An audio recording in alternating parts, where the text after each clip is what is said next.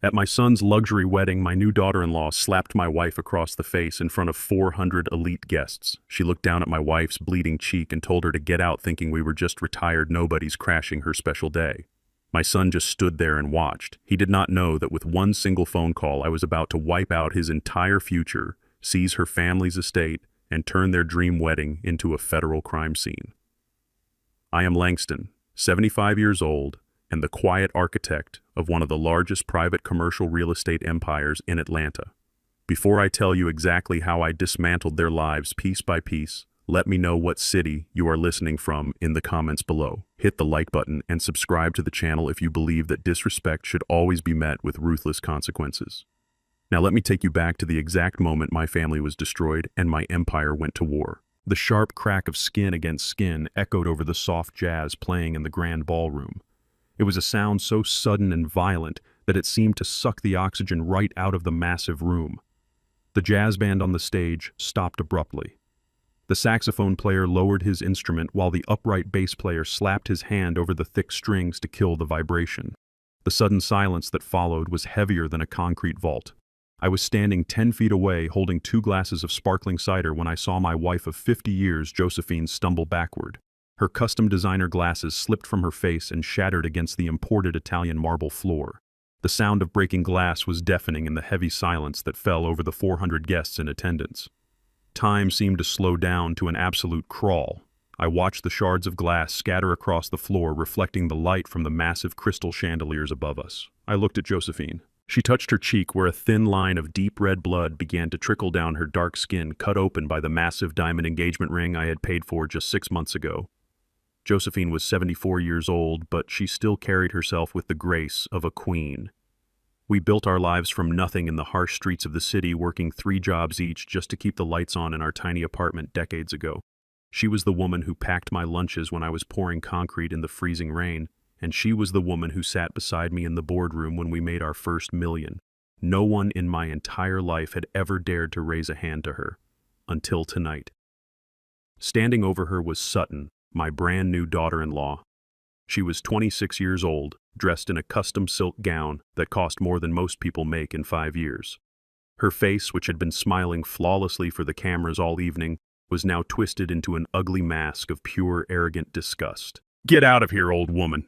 Sutton spat, her voice ringing clear and sharp through the dead silence of the ballroom. "Nobody wants you here. You are ruining my perfect day." Sutton came from a family in Charleston that claimed to have old money. They were the kind of people who smiled at you with their teeth but looked at you like you were dirt on the bottom of their shoes. Sutton truly believed she was doing my son a favor by marrying him, bringing her supposed high society status to our black family. She thought I was just a retired blue-collar contractor who got lucky with a few modest investments. She thought my wife and I were an embarrassment to her carefully curated aesthetic. She had no idea that the very ground she was standing on, the $5,000 a night luxury estate hosting this reception, was owned by a shell company registered entirely in my name. I glanced over at the VIP tables where Sutton's parents, Richard and Evelyn, were seated. They did not look shocked. They did not rush forward to apologize for their daughter's violent, unprovoked outburst. Evelyn just took a slow sip of her martini, while Richard whispered something to the man next to him with a slight smirk on his face. They felt perfectly comfortable watching their daughter humiliate a black woman in public. To them, we were just the people funding the party. We were not equals. We were merely a stepping stone for their bankrupt family to maintain their wealthy facade. My eyes shifted immediately to my son, Andre. He was 28 years old, standing less than 3 feet away from the woman who had just assaulted his mother. This was the boy I had carried on my shoulders, the boy I had shielded from the ugly realities of the world. I spent 50 years building an empire so my son would never have to bow his head to anyone. I gave him the best education, the finest clothes, and the most exclusive connections. But in my quest to protect him from hardship, I had accidentally robbed him of his spine. I waited for him to react. I waited for the fire that should be in the belly of any man whose mother has just been struck. I waited for him to step between them, to grab his wife's arm, to demand an apology, and to throw her out of the room. I waited for him to prove that the blood running through his veins was mine. But Andre did absolutely nothing. He froze. He looked down at his expensive Italian leather shoes. He gripped his crystal champagne flute so tightly his knuckles turned white, but he refused to lift his head. He refused to look at his bleeding mother. He refused to look at me. The cowardice rolling off him was a physical stench in the air. He was choosing his side, and he was doing it through his pathetic, terrified silence. He was choosing the illusion of acceptance from this racist, bankrupt family over the mother who had kissed his bruised knees and stayed up all night when he was sick as a child. In that single frozen moment, 28 years of a father's unconditional love evaporated into thin air.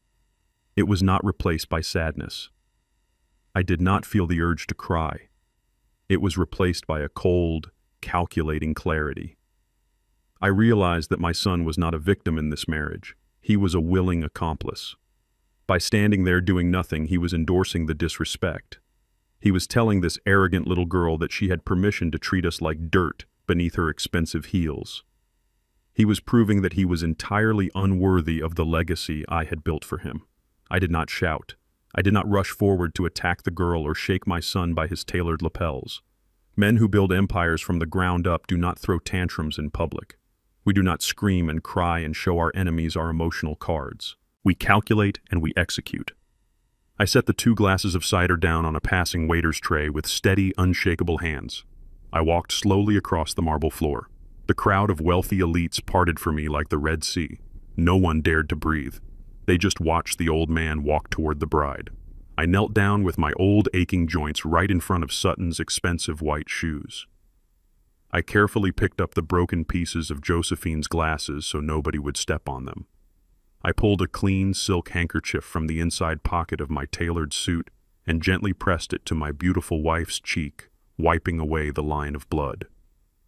Josephine looked at me. Her eyes were not filled with tears. They were perfectly calm. After 50 years of marriage and building a dynasty together from nothing, she knew exactly what was running through my mind. We had a contingency plan for everything in our corporate business, and a few years ago, we made one for our family trust. It was a plan designed to sever the rot if the branch ever became infected. She placed her warm hand over mine and nodded once. A silent, unbreakable agreement between partners. The gloves were off. I stood back up to my full height. I looked directly at Sutton. She puffed out her chest, crossing her arms and smirking at me. She was waiting for me to yell. She was waiting for the angry black man stereotype to come out so she could play the fragile victim for her wealthy white relatives who were watching from the VIP tables. She wanted me to cause a scene so she could have security throw us out of our own son's wedding. I gave her absolutely nothing. My face was a mask of pure stone. I looked at Andre, who finally managed to meet my gaze for a fraction of a second before his eyes darted away in utter shame. I did not say a single word to him. I did not need to. He was already a ghost to me. He was no longer my heir. He was just a stranger in a suit that I had paid for. I reached into my suit jacket and pulled out my phone. I dialed a private encrypted number that went straight to my lead wealth manager. He is a man who is paid very well to be available 24 hours a day, 7 days a week. It rang only one time before he answered. I kept my eyes locked on Sutton's smug face as I spoke 3 simple words into the receiver. Execute Directive 0. I ended the call and slipped the phone back into my pocket. Sutton let out a condescending little laugh, clearly thinking I was just an old man trying to sound important to save face in front of her high society friends. She thought I was ordering a taxi to take my wife home. But her laugh died in her throat a few seconds later. A heavy mechanical clunk echoed loudly through the massive hall. The heavy oak double doors leading out of the grand ballroom had just slammed shut, and the electronic deadbolts locked from the outside. The green exit signs above the doors turned red. No one was leaving. The game had just begun. 10 seconds passed after the heavy oak doors locked shut. Sutton was still standing there with that arrogant smirk on her face, completely unaware that the ground beneath her expensive silk shoes was about to crumble. Then it happened. The grand ballroom plunged into absolute darkness. The romantic jazz music that had just started playing again was cut off mid-note, leaving a sickening mechanical hum in the air. The 400 elite guests gasped in unison. A wave of panic rippled through the sea of designer gowns and tailored tuxedos. They were the wealthiest people in Atlanta and Charleston, and they were not used to being kept in the dark. 5 seconds later, the emergency lights kicked on. They were not the warm, golden lights of the crystal chandeliers that had bathed the room in a soft, romantic glow all evening. These were harsh, blinding industrial halogen beams, the kind of lights you see in a prison courtyard or a warehouse loading dock.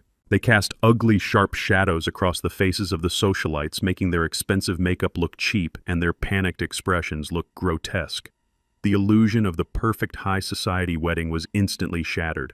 It was replaced by the cold, hard reality of a lockdown. Sutton spun around in a circle, looking up at the ceiling in pure confusion. Her perfect aesthetic was ruined. She demanded to know what was going on, waving her hands at the waiters who had suddenly stopped serving champagne. Andre, my pathetic son, looked just as lost. He pulled out his phone, but there was no signal. The venue was equipped with signal jammers for high-security corporate events, and Directive Zero had just activated them all. We were completely isolated from the outside world, and I was the only man in the room holding the remote control. From the shadows near the catering kitchen, the venue manager stepped forward. His name was Marcus. He was a highly trained professional who had worked for my private management firm for 10 years. He walked with a stiff military posture, holding a wireless microphone. The harsh halogen lights reflected off his bald head. He did not look at the bride or the groom. He did not look at the screaming guests. He looked directly at me. I gave him a fraction of a nod. Marcus tapped the microphone twice. The heavy thud echoed through the massive speakers, silencing the murmurs of the crowd. "Ladies and gentlemen," Marcus said, his voice deep and entirely devoid of emotion. "May I have your immediate attention? Please remain calm. Due to an instant and catastrophic payment failure, all services for this event have been legally terminated. The catering staff, the musicians, and the hospitality crew are now off the clock. This private property is now officially closed. You have exactly 10 minutes to evacuate the premises before the local authorities arrive to arrest anyone remaining for criminal trespassing. Please proceed to the exits in an orderly fashion." The silence that followed his announcement was absolute. No one breathed. Then the room exploded into chaos. Women in diamond necklaces shrieked. Men in custom suits began shouting at the staff. Sutton stood frozen in the center of the dance floor, her jaw practically hitting the marble. She grabbed Andre's arm and shook him, demanding that he fix this immediately. She screamed at him to call the bank, to throw his platinum credit card at the manager, to do whatever it took to save her perfect night. But Andre just stared at his wallet, knowing deep down that every piece of plastic inside it was tied to the empire I built, and I had just burned it all to the ground. Sutton had made a fatal miscalculation when she decided to marry my son. She looked at me and saw an old black man who worked with his hands. She knew I had started out as a blue-collar contractor decades ago, pouring concrete and fixing roofs in the blistering Georgia heat. She assumed I was just a lucky retiree who managed to save enough pennies to put my son through a good school. She thought she was the one bringing prestige to this family with her empty Charleston pedigree. She did not know that the concrete I poured became the foundation of a real estate monopoly. She did not know that the holding company she wrote the $5,000 a night check to for this luxury estate was just one of 30 shell companies I owned. I owned the manicured lawns she walked on. I owned the crystal chandeliers hanging above her head. I owned the very marble floor where she had just shattered my wife's glasses. When she insisted on booking this exact estate for her wedding because it was the most exclusive venue in the state, I did not say a word.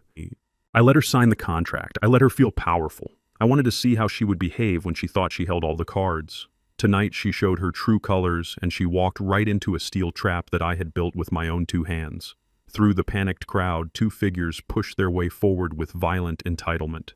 It was Richard and Evelyn Sutton's wealthy white parents.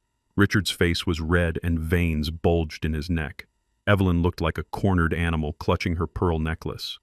They ignored the fact that my wife was standing next to me, pressing a bloody silk handkerchief to her face. They ignored the fact that their daughter had just committed a violent assault. All they cared about was their public image and the humiliation of being kicked out of a venue in front of their country club friends. Richard marched right up to me and shoved his finger inches from my face. "Listen to me, you old fool," he spat, his voice trembling with rage. "I do not know what kind of cheap stunt you think you are pulling here, but I will personally see to it that you are ruined. You are embarrassing my family. You are destroying my daughter's wedding. I know the mayor. I know the chief of police. I will sue you for every dime you have hidden in your little retirement fund. I will drag you through the courts until you are living on the street." Evelyn joined in her voice, a high-pitched screech that cut through the noise of the evacuating guests. "Fix this right now," she demanded, pointing a manicured finger at my chest. "Go tell that manager to turn the lights back on and serve the food.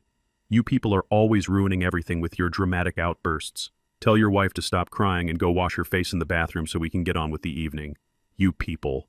The words hung in the air, dripping with generations of unearned arrogance. They truly believed that because their ancestors had money, they were untouchable. They believed that they could bark orders at me, and I would simply bow my head and obey, just like my son had done. They were entirely oblivious to the fact that Richard was currently drowning in $15 million of corporate debt to keep up this pathetic wealthy facade. They were screaming at the man who secretly owned the mortgage to their ancestral home. But I did not smile. I did not tell them who I really was. Not yet. The psychological torture had to be administered in precise doses to be effective. I looked at Richard. I looked at Evelyn. I let the silence stretch between us, letting their angry words echo off the cold walls. I wanted them to remember this exact moment later when they were standing in front of a bankruptcy judge. I wanted them to remember the moment they tried to intimidate a man who could buy and sell their entire bloodline before breakfast. I did not blink. I did not flinch away from Richard's pointing finger. I simply looked through him as if he were made of glass. I turned my back on the most powerful man in Charleston without uttering a single word. I placed my arm gently around Josephine's waist, pulling her close to my side. She was trembling slightly, not from fear, but from the adrenaline of the moment. She kept her head held high, refusing to let these people see her break. We began to walk toward the heavy oak doors which Marcus had just unlocked to let the panicked herd of guests escape into the night. As we walked away, I could hear Richard screaming behind me. He was shouting that I was a coward, that I was running away. Then I heard him yell to his wife to get his phone. He was dialing 911. He was calling the police to report me for ruining the wedding. He wanted me arrested for fraud. I kept walking, my arm tight around the woman I loved more than life itself. Richard had no idea that calling the police was exactly what I wanted him to do. The trap was set, the doors were open, and the predators were about to become the prey. The drive away from the estate was completely silent. The heavy rain beat against the tinted windows of my town car, washing away the remnants of what was supposed to be a night of celebration. I sat in the back seat next to Josephine, holding her hand. She still had my silk handkerchief pressed firmly against her right cheek. The bleeding had slowed, but the cut from Sutton's massive diamond ring was deep. I told my driver to skip our estate and head directly to the emergency room at Emory University Hospital in downtown Atlanta. Josephine looked at me with a tired but understanding expression. She knew exactly why we were going there. We were not going to the hospital simply to get a bandage or some pain medication. We were going there to build a weapon. In the state of Georgia, the law is very clear. If you strike a 74-year-old woman, you are not just committing a simple battery. You are committing a felony. It is classified as elder abuse. Rich white families like Sutton's are used to making their problems disappear with a few phone calls and a fat check. They think they can slap a black woman and just walk away because they assume we do not have the resources to fight back. But a certified medical report from an emergency room doctor detailing an unprovoked assault on a senior citizen is a piece of paper that no amount of old money can erase. We walked into the brightly lit emergency room. The harsh fluorescent lights were a sharp contrast to the elegant darkness of the wedding venue. The nurses immediately took us into a private examination room when they saw the blood on Josephine's face and the expensive clothes we were wearing. A young doctor came in to clean the wound. He asked what happened. I did not sugarcoat it. I did not try to protect my son's new bride. I looked the doctor right in the eye and told him that my wife was intentionally struck in the face by a 26-year-old woman named Sutton. I made sure he wrote down the exact name and the exact circumstances in his official medical chart. I stood in the corner of the small, sterile room and watched as a forensic nurse took high-resolution photographs of the laceration on Josephine's cheek. They documented the bruising that was already beginning to form around her jaw. Every flash of the camera was another nail in Sutton's coffin. I was meticulously laying the groundwork for a criminal prosecution that would completely destroy her life. I wanted every piece of evidence locked down before her bankrupt father even had a chance to hire a lawyer to spin a false narrative. Once the doctor finished stitching the cut and handing us the official paperwork, I felt my phone vibrate in my pocket. It was a call from Andre. I looked at the caller ID and felt a cold wave of disgust wash over me. My son had not checked on his mother once since the incident. He had not called to see if she was bleeding, if she was hurt, or if she was even safe. Instead, he was calling me because his carefully constructed world of unearned luxury was finally starting to fall apart. I stepped out of the hospital room into the quiet hallway and answered the call. I did not say hello. I just listened to the panic in his voice. Andre was standing at the Delta terminal in Hartsfield-Jackson International Airport. He and his new bride were supposed to be boarding a flight for their 3-week honeymoon in the Maldives. It was a trip that cost more than most people earn in an entire year, and I was the one who had paid for every single cent of it. But now he was shouting into the phone, out of breath and frantic. He demanded to know what was going on. He said they had just tried to enter the exclusive VIP lounge and the attendant had cut his membership card in half right in front of him. He was furious. He told me that when they got to the ticketing counter, the agent informed them that their first-class tickets to the Maldives had been completely canceled, and the reservation was wiped from the system. He was throwing a massive tantrum in the middle of the busiest airport in the world. He told me that Sutton was crying next to him and that people were staring at them. He demanded that I call the airline right now to fix the glitch. He actually used the word glitch. He was so incredibly entitled that he could not even comprehend the concept of a consequence. He thought the universe had simply made a mistake. I let him scream and complain for 2 full minutes.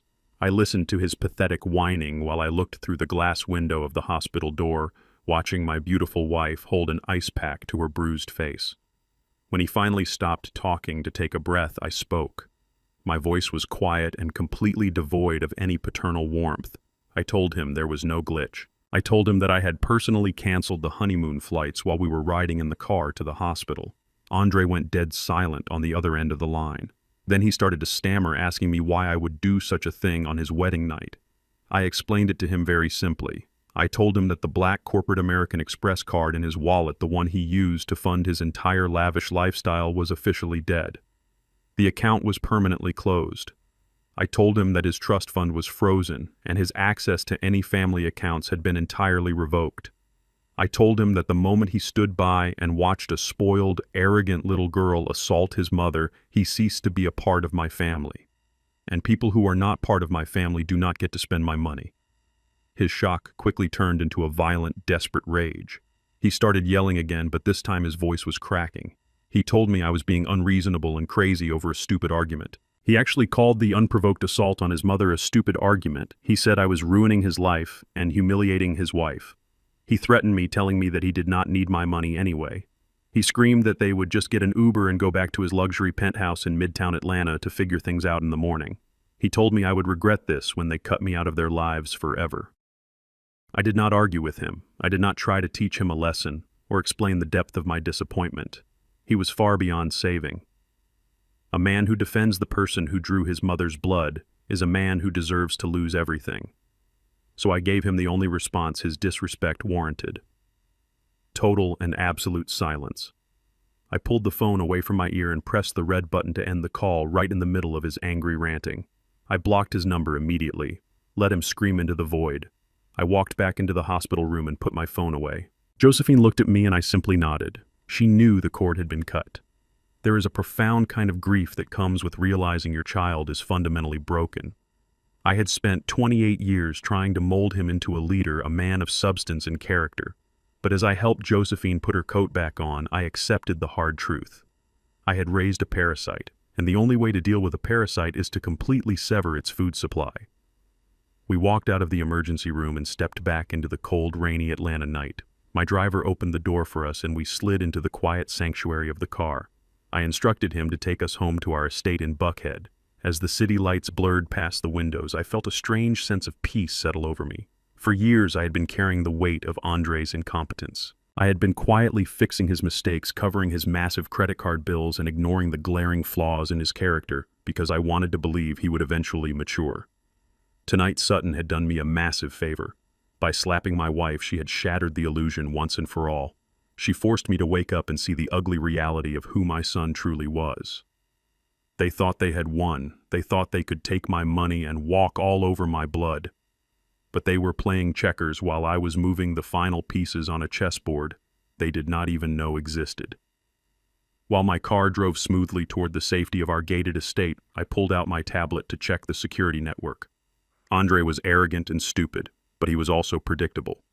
Just as he had threatened, he and Sutton had taken a rideshare from the airport straight to the ultra-modern high-rise building in Midtown Atlanta where his penthouse was located. He called it his penthouse, but his name was nowhere on the deed. It belonged to my real estate portfolio, and it was fully integrated into my corporate security system. I opened the live feed from the security camera positioned right outside the front door of the penthouse. The high-definition video showed Andre and Sutton stepping out of the elevator. They looked exhausted, wet from the rain, and thoroughly miserable.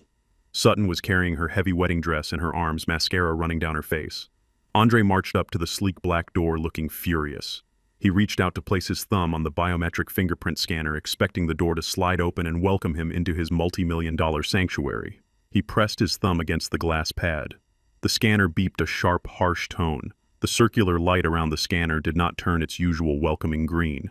Instead, it flashed a bright, angry red. Access denied. Andre frowned and wiped his thumb on his shirt, thinking the scanner was just dirty. He pressed it again. Another harsh beep. Another red light. He tried his index finger. Red. He tried typing his emergency backup code into the glowing keypad. The screen flashed the words, "Security Lockout," in bold white letters. I sat in the back of my town car watching the live feed with a cold, steady heart as my son finally realized the terrible truth. He was locked out of his home, locked out of his wealth, and locked out of his future. The real nightmare had just begun. The rain was still pouring down on the city of Atlanta when my security team sent the first alert to my secure tablet. My son and his new bride had been completely locked out of the luxury penthouse in Midtown. With his corporate credit cards permanently deactivated and his bank accounts frozen, they had nowhere to go. They were forced to take a cheap ride share to a rundown motel right off the interstate. It was a stark contrast to the $5,000 a night estate they had just been evicted from. I imagined Sutton sitting in that damp, cheap motel room wearing a custom silk wedding gown that was now ruined by the rain and dirt. A smart person would have taken that moment to reflect on their mistakes and beg for forgiveness. But Sutton was not smart. She was arrogant, and she possessed a dangerous kind of privilege that made her believe she could never truly lose. Instead of reflecting, she pulled out her phone and decided to go to war. By 2 o'clock in the morning, a video was uploaded to her social media account. I sat in the quiet darkness of my study watching the screen as the video played. Sutton was sitting on the edge of a cheap motel bed. Her expensive makeup was intentionally smudged to make her look like a victim. She looked directly into the camera and forced her eyes to fill with tears. Her voice trembled perfectly as she began to weave a narrative built entirely on lies. She told her millions of followers that her perfect wedding day had been destroyed by an aggressive and unhinged mother-in-law. She used all the classic coded language that society has always used to demonize black women.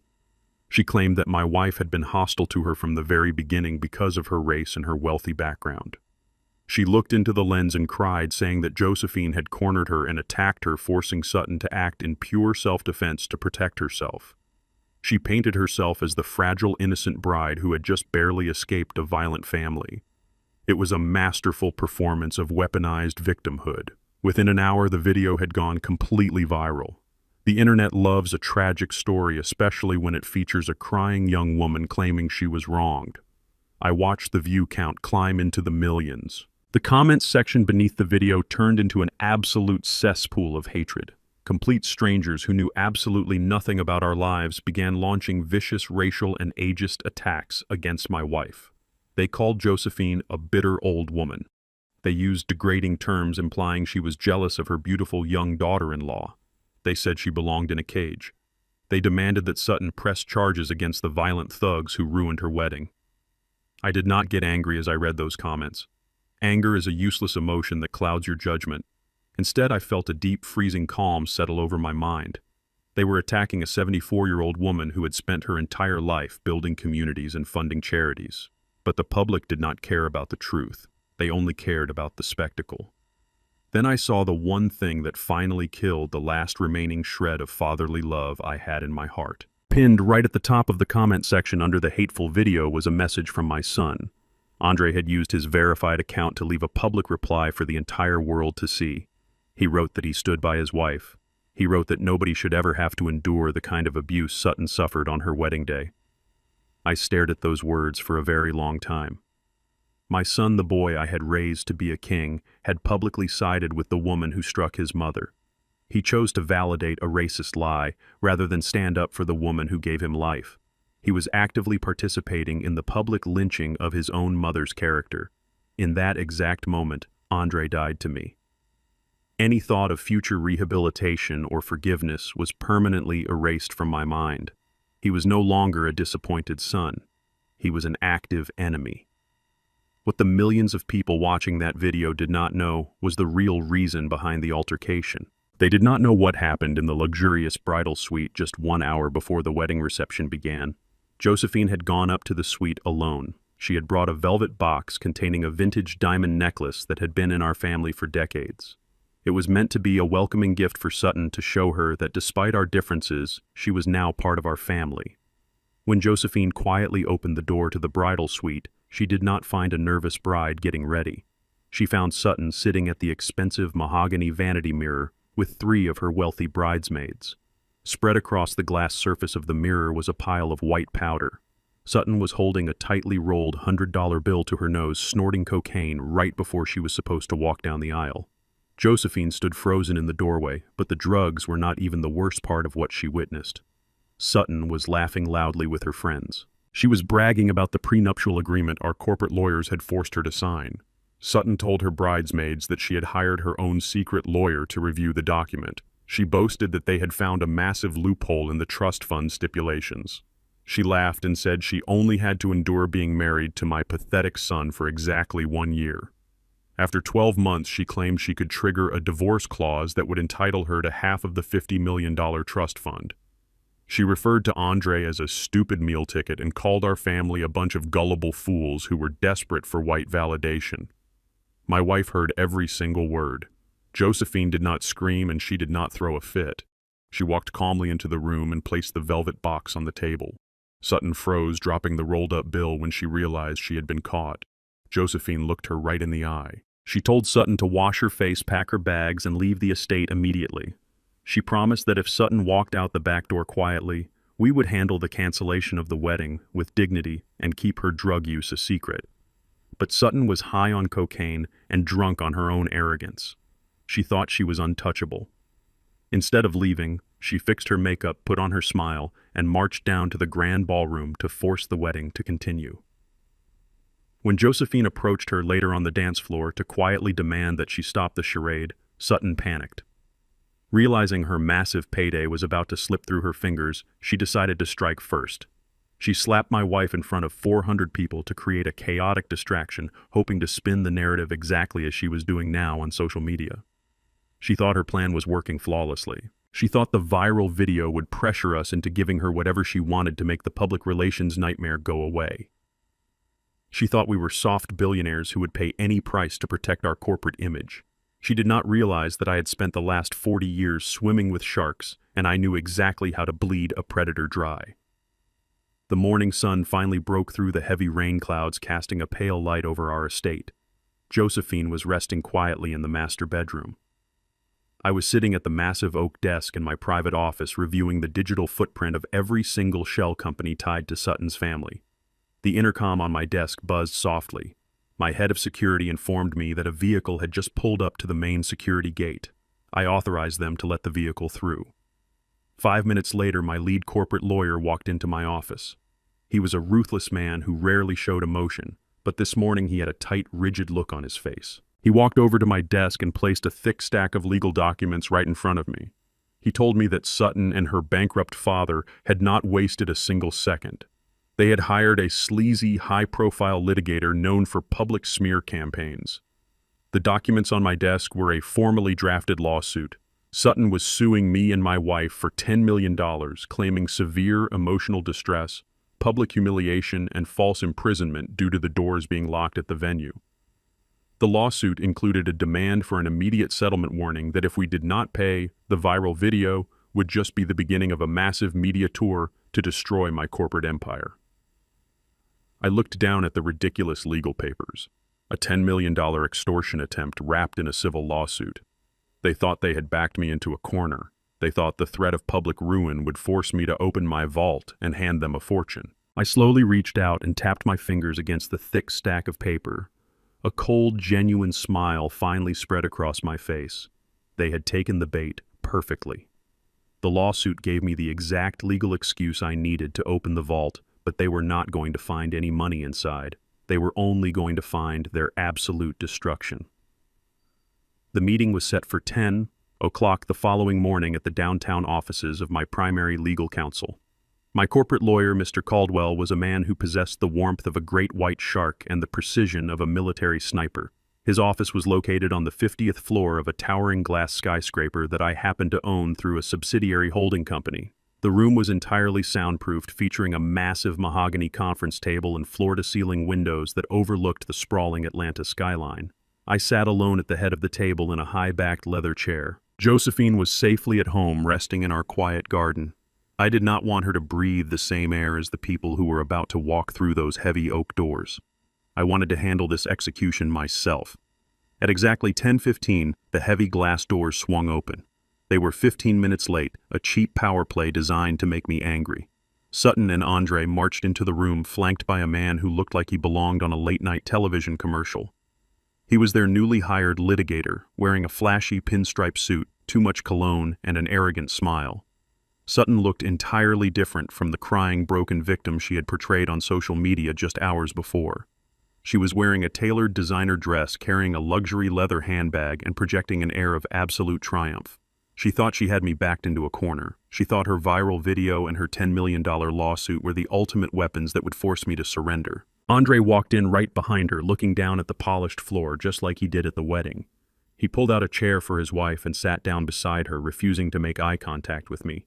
He looked exhausted and terrified, but he was still foolish enough to follow her lead. He still believed that his status as my only son would protect him from utter ruin. The sleazy litigator did not even bother to introduce himself properly. He dropped a thick leather briefcase onto the mahogany table and leaned forward, resting his knuckles on the polished wood. He spoke with a loud, obnoxious voice that echoed in the quiet room, trying to dominate the physical space. He told me that his clients were willing to make the entire public relations nightmare go away right now. He said they were deeply traumatized by the events at the wedding and the emotional distress my wife had supposedly inflicted upon Sutton. He stated that the $10 million lawsuit would be officially dropped and the viral internet video deleted if we simply agreed to their very reasonable terms. Their terms were not a structured payment plan. Their terms were an immediate dissolution of Andre's trust fund. Sutton crossed her legs and smiled at me across the table, a look of pure, unadulterated greed flashing in her eyes. She demanded that we unlock the $50 million trust fund that Andre was supposedly entitled to receive upon his marriage. She explicitly detailed how the money would be divided. She said that $10 million would go directly to her as a tax-free settlement for her suffering. The remaining $40 million would be transferred into a joint account for her and Andre to start their new life away from our toxic, abusive family. She actually used the word toxic. She sat there in a building I owned, demanding $50 million of my hard-earned money because she had assaulted my wife and played the victim on the internet. I did not say a single word. I did not lean forward or show any sign of intimidation. I did not even blink. I simply looked at Mr. Caldwell, who was sitting completely still to my right. Men with real power do not need to raise their voices to win an argument. We let the paperwork do the screaming. Caldwell adjusted his wire-rimmed glasses and picked up a single manila folder from his immaculate desk. He did not open his briefcase. He did not pull out stacks of defense files or counter lawsuits. He only had that one thin folder. Mr. Caldwell slid the folder slowly across the smooth mahogany surface until it stopped directly in front of the flashy litigator. The sound of the paper sliding across the wood was the only noise in the room. Caldwell spoke in a voice so calm and quiet that the other lawyer had to lean in to hear him. Caldwell informed them that they were operating under a massive and highly embarrassing delusion. He told Sutton that she had married a man based on a fundamental misunderstanding of wealth architecture. The litigator opened the folder and began to read. Sutton leaned over his shoulder, her smug smile faltering slightly as her eyes scanned the dense legal jargon. Mr. Caldwell explained it to them in plain English, making sure every word cut deep. He said that Andre did not own a $50 million trust fund. Andre did not own a single cent of the family wealth. The trust fund was established decades ago as a fully discretionary generation-skipping trust. Caldwell clarified what that meant. Andre was merely a discretionary beneficiary. That meant he had absolutely no legal right to demand a single payout ever. Every dollar Andre had ever spent, every sports car he had ever driven, and every luxury apartment he had ever lived in was granted purely at the discretion of the trustees. And the sole trustees of that massive account were myself and Josephine. We held the keys to the kingdom, and Andre was nothing more than a peasant who had been allowed to sleep in the castle. The law was absolute. Andre could not force a payout. He could not borrow against the principal. He could not pledge the assets to a bank. And he certainly could not hand it over to a greedy bride who thought she had outsmarted a man who built an empire from concrete and steel. I watched the color drain completely out of Andre's face. He began to breathe heavily. He had spent his entire adult life bragging to his friends and his new wife about his massive trust fund. He had paraded around Atlanta high society acting like a billionaire, when in reality he was just a dependent living on an allowance that could be revoked at any second. He had sold Sutton a fantasy, and now the bill was due. Sutton turned to look at Andre with wide, angry eyes. The illusion of her grand payday was shattering before her very eyes. She realized in that exact moment that the golden goose she thought she had trapped was actually completely penniless. The $50 million she had built her entire future around the money she had snorted drugs and bragged about in the bridal suite was locked inside a vault that she could never force open. She had thrown away her reputation and committed a felony for a man who had zero financial power. But Sutton was like a rat trapped in a corner. She possessed a dangerous level of arrogance that refused to accept defeat. The shock on her face quickly twisted back into a mask of pure venom. She slammed her hand down on the heavy wooden table and glared at Mr. Caldwell. She laughed a harsh, grating sound that filled the silent room. She told my lawyer that he was bluffing and that she was not some uneducated girl who could be intimidated by fancy corporate words. She turned her attention back to her litigator and demanded that he explain the real law to us. Sutton proudly proclaimed that it did not matter if the trust was discretionary. She said that she and Andre were legally married now. She brought up community property laws and marital asset division, acting as if she had suddenly become an expert in family law overnight. She insisted that since the trust was established for Andre's benefit the moment they signed their marriage license, she became legally entitled to a portion of its disbursements to maintain her marital standard of living. She threatened to drag the trust into a massive, messy divorce settlement. She claimed she would force a family court judge to order a massive payout based on the lifestyle she was promised. Her sleazy lawyer nodded along, trying to regain his footing after being completely blindsided. He had likely taken this case on a contingency fee, expecting a quick multi-million-dollar settlement from a terrified family trying to protect their public image. Now he was staring down the barrel of a long, drawn-out legal war against a billionaire with unlimited resources. But he puffed out his chest and stated that a judge would not look kindly upon a wealthy family hoarding assets while leaving a young newlywed couple destitute, especially after a highly publicized physical altercation. They thought they had found a loophole.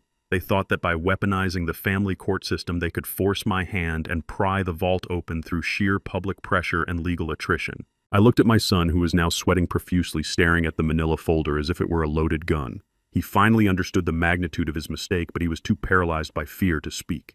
Sutton, on the other hand, was still smirking, believing her community property argument was the winning checkmate. She thought she had outmaneuvered the old man.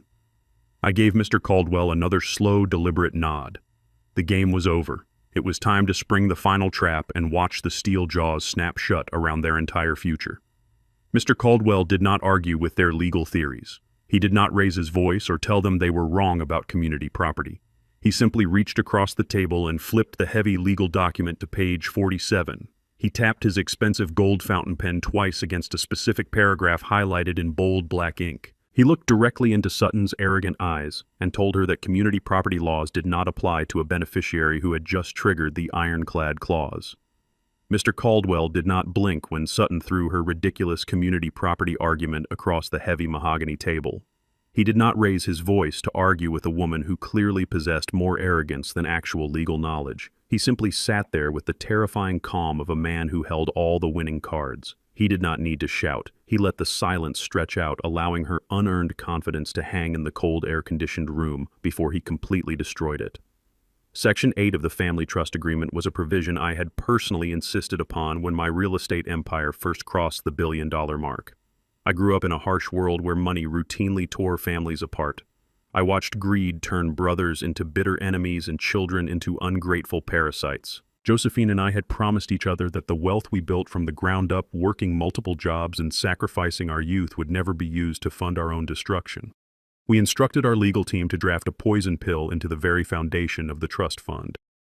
It was a fail-safe mechanism designed to completely sever the financial artery if the beneficiary ever proved themselves unworthy of our legacy.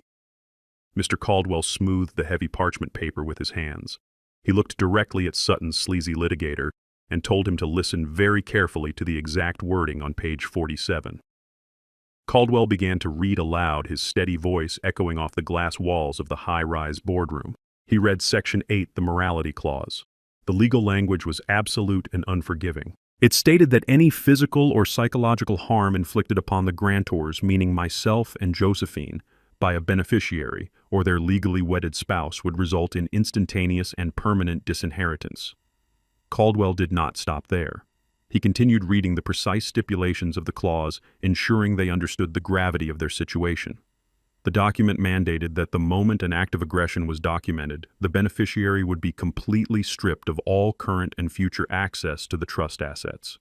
There was no grace period. There was no mandatory arbitration required to prove intent. There was no board of trustees vote needed to enforce the penalty. The disinheritance was triggered automatically the exact second Sutton raised her hand and struck my wife in front of 400 witnesses. The silence that blanketed the boardroom was so profound you could hear the faint hum of the ventilation system above us. The flashy litigator who had marched into my building demanding $10 million just moments ago was suddenly completely speechless. He stared at the manila folder as if it had magically transformed into a venomous snake. He knew exactly what that clause meant.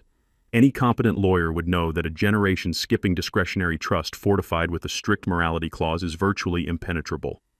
Sutton, however, was not a lawyer. She was a spoiled child who had spent her entire life manipulating people to get what she wanted.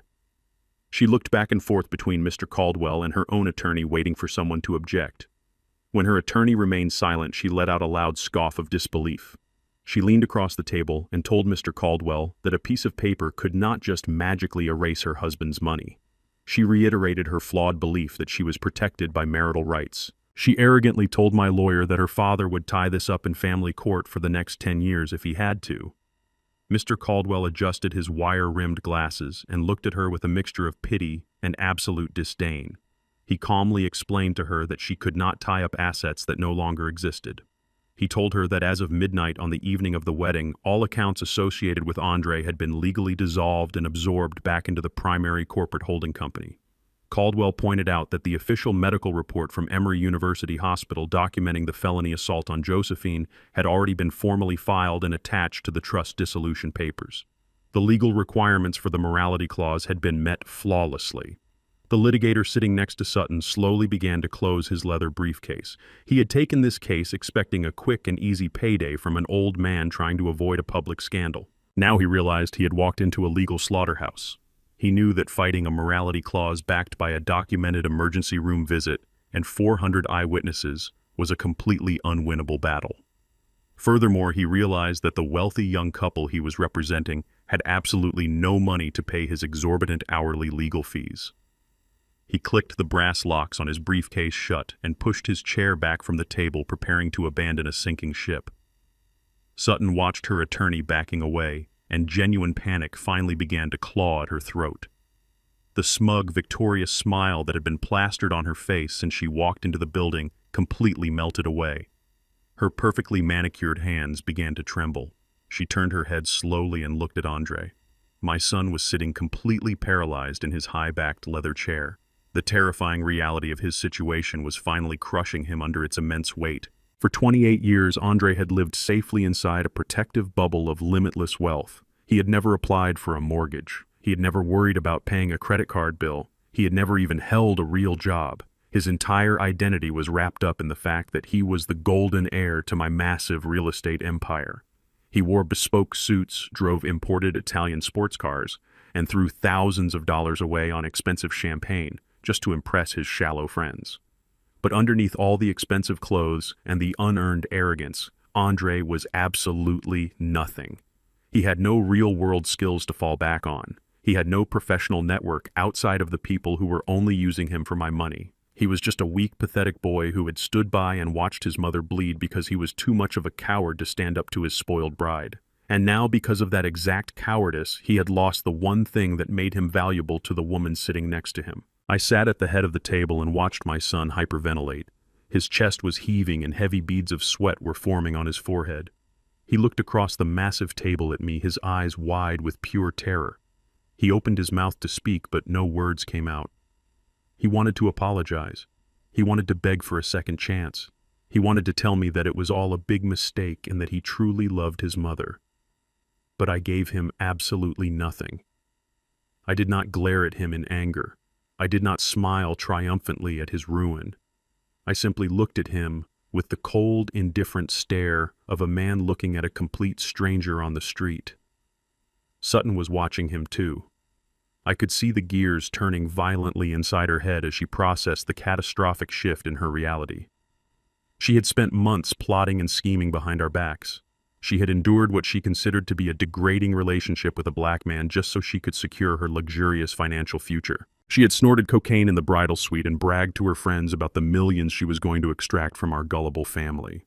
She had slapped an elderly woman in public and launched a viral smear campaign on the internet, all to force my hand and secure her payout. And it had all been for absolutely nothing.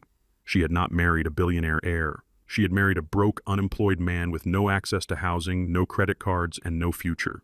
She was legally bound to a massive liability. The $50 million payday she had dreamed of was gone forever, locked away behind an impenetrable legal wall that she could never breach. The realization hit her like a physical blow to the stomach. Her face turned pale, making the heavy makeup around her eyes look harsh and unnatural. The grand illusion of her high society superiority shattered right there in my corporate boardroom. She was a woman drowning in debt from a bankrupt family, and she had just legally tied herself to a man who could not even afford to buy her a cup of cheap coffee. The silence in the room stretched on, becoming thick and suffocating. Sutton's breathing became fast and erratic. She slowly stood up from her chair, her designer dress rustling loudly in the quiet room.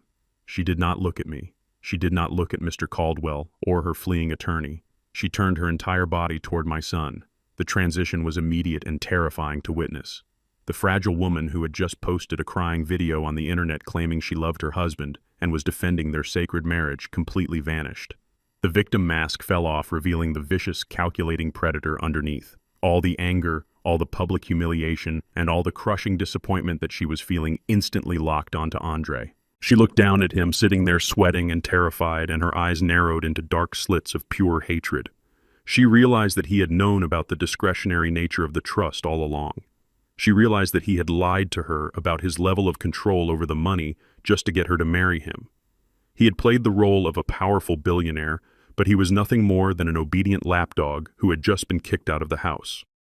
Sutton clenched her fists at her sides until her knuckles turned white. She leaned down, placing her hands on the armrests of his chair, trapping him. Her face was only inches away from Andre's sweating forehead. The boardroom was perfectly silent, waiting for the inevitable explosion. The trap I had set had worked flawlessly. I did not have to raise my voice or lift a single finger to destroy them. I simply removed the money and let their own toxic greed tear them apart from the inside. Sutton took a deep, ragged breath, preparing to unleash hell on the man she had sworn to love just 48 hours ago.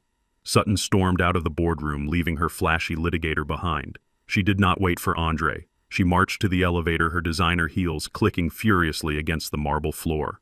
Andre stumbled after her like a lost dog. He was completely numb.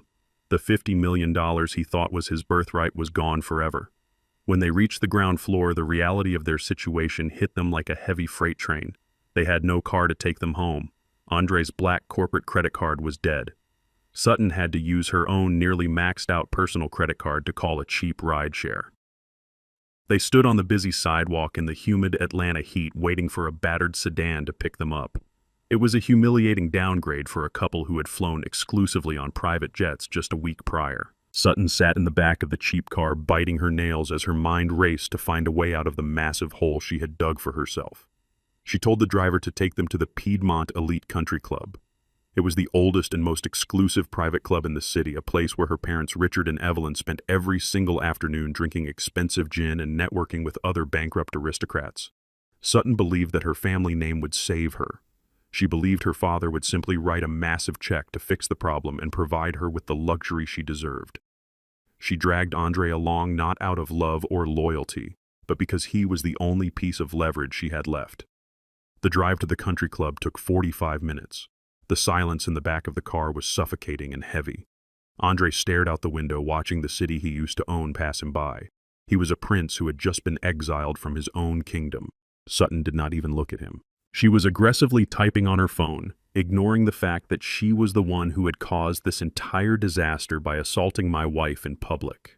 When the rideshare finally pulled up to the grand wrought iron gates of the Piedmont Elite Country Club, the guard at the booth hesitated. He was used to seeing imported luxury vehicles roll through, not a dented sedan. Sutton had to roll down the window and scream her maiden name at the guard before he finally lifted the heavy gate. The club was a sprawling colonial-style estate surrounded by perfectly manicured golf courses and ancient oak trees draped in Spanish moss. It was a towering monument to old Southern wealth and white exclusivity. It was also a place where people who looked like me and Andre were traditionally only allowed to enter through the service doors to carry trays of food. Andre had always felt deeply uncomfortable here, but he had ignored that feeling because he wanted so desperately to fit into Sutton's world. Now walking up the pristine white steps of the clubhouse in his wrinkled suit, he looked exactly like the outsider they had always considered him to be. Sutton stormed through the heavy mahogany doors of the clubhouse, bypassing the greeting staff and marching directly toward the private dining terrace. Andre followed closely behind, his head hung low in shame. Out on the terrace, the afternoon sun was shining brightly over the green golf course. Richard and Evelyn were seated at their usual corner table under a large canvas umbrella. They were drinking expensive wine and laughing loudly with another wealthy white couple. When Richard saw his daughter approaching, his fake polite smile faltered. He noticed her disheveled appearance. He noticed the sheer panic burning in her eyes. Sutton did not care that her parents were entertaining important guests. She walked right up to the table, grabbed an empty chair, and collapsed into it, breathing heavily. She told her parents that they needed to talk immediately in private. Richard excused himself, and Evelyn followed them to a secluded lounge area deep inside the clubhouse. Andre stood awkwardly by the doorway, feeling entirely out of place and completely powerless. Sutton did not waste any time. She looked at her father and told him everything that had just happened in Mr. Caldwell's office. She explained that the $50 million trust fund was a complete illusion. She told them about the strict morality clause and how the medical report from the hospital had completely triggered my legal right to disinherit Andre permanently. She confessed that Andre was entirely cut off from the family fortune, and that they were currently locked out of their luxury penthouse with no money to their name. Evelyn's hand flew to her pearl necklace, clutching it so tightly the string looked ready to snap. She gasped loudly, her eyes darting toward Andre with a look of pure, unadulterated horror. Richard stood perfectly still. The color slowly drained from his face as the crushing reality of his daughter's words washed over him. He had eagerly given his blessing to this marriage because he believed Andre was the golden key to saving his own failing business empire. Richard was quietly drowning in $15 million of toxic corporate debt, and he had been banking on his new billionaire-in-laws to quietly bail him out, to avoid a highly public bankruptcy. He had tolerated my family and smiled at my wife because he thought we were his financial salvation. Now he was looking at a son-in-law who was poorer than the waiters serving drinks on the terrace outside. The heavy silence in the private room was finally broken by Richard's cold, cruel laughter. It was not a laugh of amusement. It was the bitter, ugly sound of an arrogant man who realized he had been completely outplayed by someone he considered beneath him. Richard turned his gaze slowly toward Andre. The mask of the progressive, tolerant white liberal completely evaporated in an instant. There was no more fake politeness. There was no more pretending that he respected Andre as an equal man. Richard looked at my son with absolute seething disgust. He stepped closer to Andre, his face turning a deep shade of crimson. "You mean to tell me," Richard hissed, his voice dripping with venom, "that you are absolutely nothing? You paraded around my house drinking my expensive scotch, asking for my daughter's hand in marriage, and you do not even own the suit on your back." Andre tried to speak, but his voice cracked in his throat. He stammered, trying to explain that he did not know about the discretionary clause, that he honestly thought the money would eventually be his to control. But Richard did not want to hear pathetic apologies. Evelyn stepped forward, her face twisted in an ugly sneer. She looked Andre up and down as if he were a piece of rotting garbage that had blown into her pristine country club. "We let you into our family," she snapped, her voice trembling with rage. "We compromised our prestigious social standing to let a boy like you marry our daughter because you promised her a life of luxury, and now you expect us to clean up your financial mess. You are absolutely pathetic." The racial slurs came next. They did not shout them loudly enough for the other club members to hear. They did not need to. They delivered them with a quiet, casual cruelty that made them even more devastating to hear. Richard used horrible words that stripped away all of Andre's basic dignity, reminding him exactly what this old money family truly thought of a black man without a massive bank account to shield him. Andre stood there taking every insult, every racial epithet, every degrading comment without saying a single word to defend himself. He realized in that agonizing moment that Sutton's family had never loved him. They had never even liked him. They had merely tolerated his skin color because it came attached to my black corporate credit card. The moment the credit card was declined, his humanity was completely revoked. It was a brutal, agonizing awakening for a boy who had spent his whole life trying to buy the respect of people who secretly despised him. Sutton did not defend her husband. She did not tell her father to stop using those hateful, racist words. She simply sat in her chair, crying crocodile tears, feeling sorry for herself. Richard turned his attention back to his daughter, his eyes cold and calculating. He told Sutton to wipe her face and stop acting like a child. He instructed her to take her diamond wedding ring off immediately. "You are not going to stay married to this useless street rat," Richard commanded, pointing a stiff, rigid finger at Andre. "You are going to file for divorce first thing tomorrow morning, but we are not walking away from this empty-handed. Your arrogant father-in-law thinks he can play games with our family. He thinks he can embarrass us in front of the entire city, lock you out of a venue, and hide his money behind a piece of paper. He does not know who he is dealing with." Richard began to pace the floor of the private lounge, his arrogant confidence slowly returning to his posture. He promised his daughter that he would personally fund the most vicious corporate divorce attorneys in the entire state of Georgia. He vowed to file endless discovery motions to subpoena every single financial record my company had ever produced and to drag my corporate reputation through the mud. He told Sutton that they would sue me for hiding marital assets, for emotional distress, and for anything else his expensive lawyers could possibly dream up. He swore that he would bleed me dry through relentless corporate litigation until I was forced to offer a massive multi-million-dollar settlement just to make the public relations nightmare go away. He looked at Andre one last time and told him to get out of the country club before he had the armed security guards throw him out by the back of his neck. Andre turned around and walked out the door, leaving his wife behind without saying a single word. He was completely broken. While my son was being thrown out of the country club and Richard was busy plotting his grand legal war, I was sitting quietly in my private office, overlooking the Atlanta skyline. I had anticipated Richard's reaction perfectly. I knew that a desperate, arrogant man would choose to attack rather than retreat. I knew he would threaten to use his old money connections to destroy my business through the court system. What Richard did not know was that his old money was already completely gone. I poured myself a cup of dark black coffee and walked over to my heavy oak desk. My secure corporate iPad was sitting on the polished wood. The screen suddenly lit up with a high-priority notification from my shadow hedge fund manager. I picked up the device and read the single line of text on the bright screen. The trap had been perfectly primed. It was time to pull the secondary trigger and show Richard exactly who owned his world. Richard was a man who truly believed that his social status and his skin color made him completely bulletproof. After throwing my son out of the country club, he sat back down at the shaded table with his daughter. He ordered another glass of expensive gin and told Sutton to wipe her tears. He promised her that the nightmare was over and that he was going to personally ensure her financial survival. He told her that he would hire the most ruthless corporate divorce attorneys in the state to tear my family apart. To prove his power, Richard pulled his expensive smartphone from his jacket pocket and opened his private banking application. He intended to transfer $500,000 directly into Sutton's personal checking account.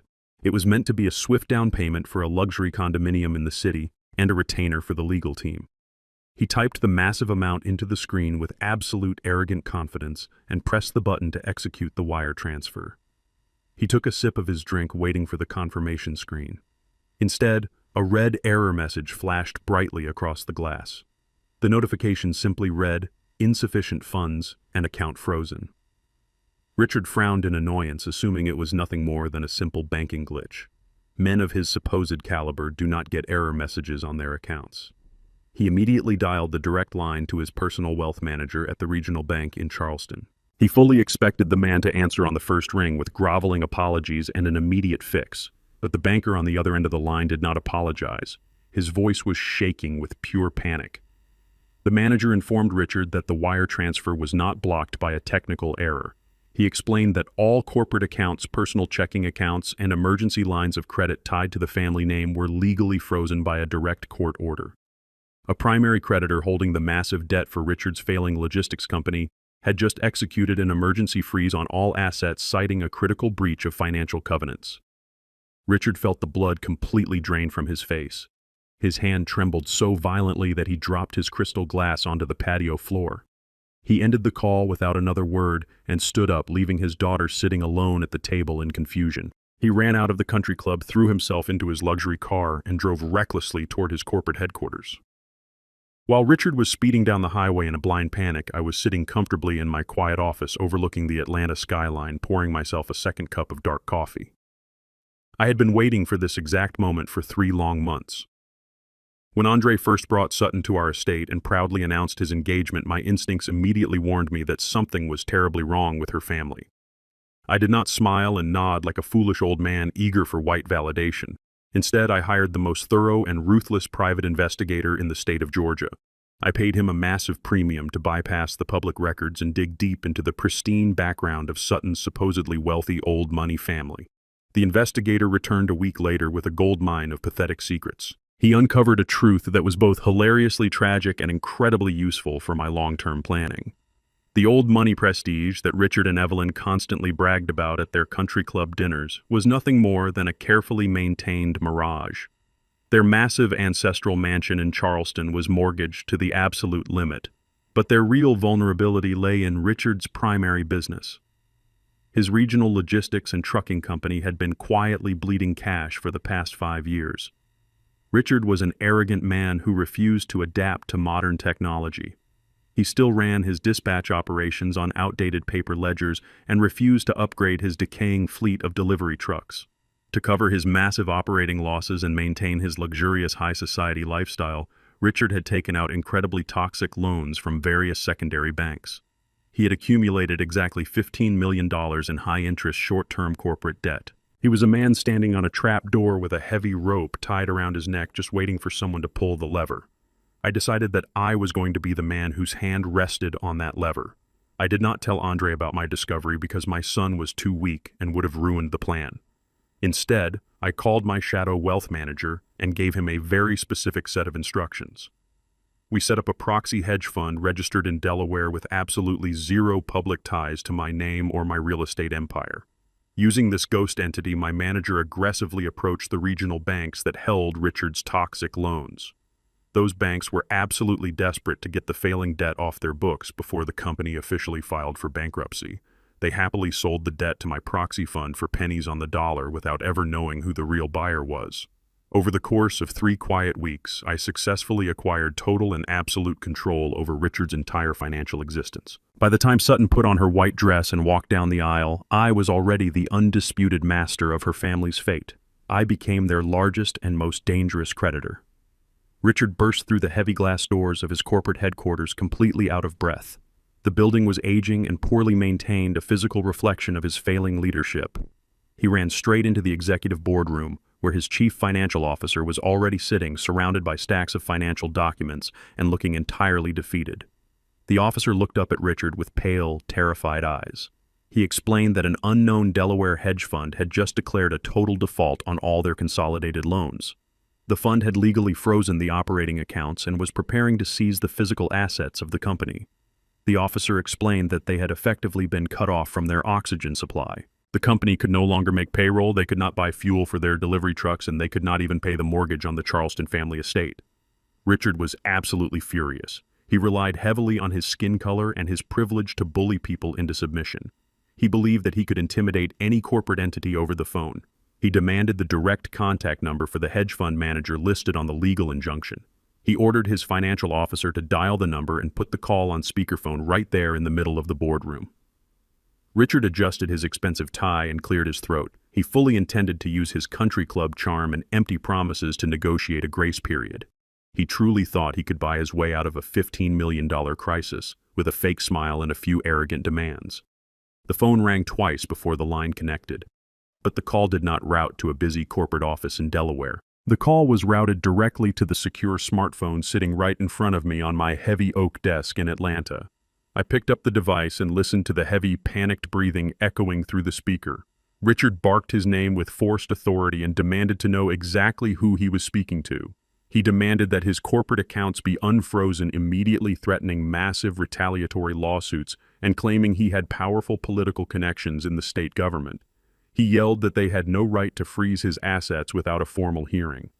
I let him rant and scream for a full continuous minute. I let him completely exhaust his false authority and run out of breath. The silence on the secure line became heavy and terrifying. When I finally spoke, my voice was smooth, deep, and entirely devoid of any emotion. I asked him a very simple question. I asked Richard if the expensive drinks at the Piedmont Elite Country Club were refreshing. I asked him if he still felt comfortable using racial slurs against a black man now that his bank accounts were empty. The silence that instantly filled his boardroom was absolute and chilling. I could practically hear his heart stop beating through the phone. Richard recognized my steady voice immediately. The arrogant white knight who had promised to destroy my family just an hour ago was now suddenly paralyzed by the terrifying realization of his own utter vulnerability.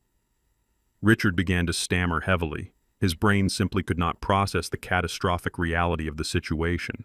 He asked me how this was even possible. He asked what kind of illegal trick I was playing on his family. I told him very clearly that there were no tricks. I explained that while he was busy pretending to be a billionaire aristocrat, I was busy legally purchasing his entire reality. I informed him that the Delaware hedge fund did not exist, and that I personally owned every single piece of toxic debt attached to his failing name.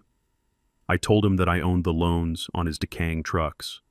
I owned the mortgage on his corporate headquarters. And most importantly, I owned the deed to his precious ancestral mansion in Charleston. The realization completely broke him. His progressive mask, his aristocratic pride, his racist superiority, all of it crumbled into pathetic dust in a matter of seconds. He was completely at the mercy of the man he secretly despised. Richard started to beg. His voice cracked and whined like a beaten dog. He pleaded for a private meeting.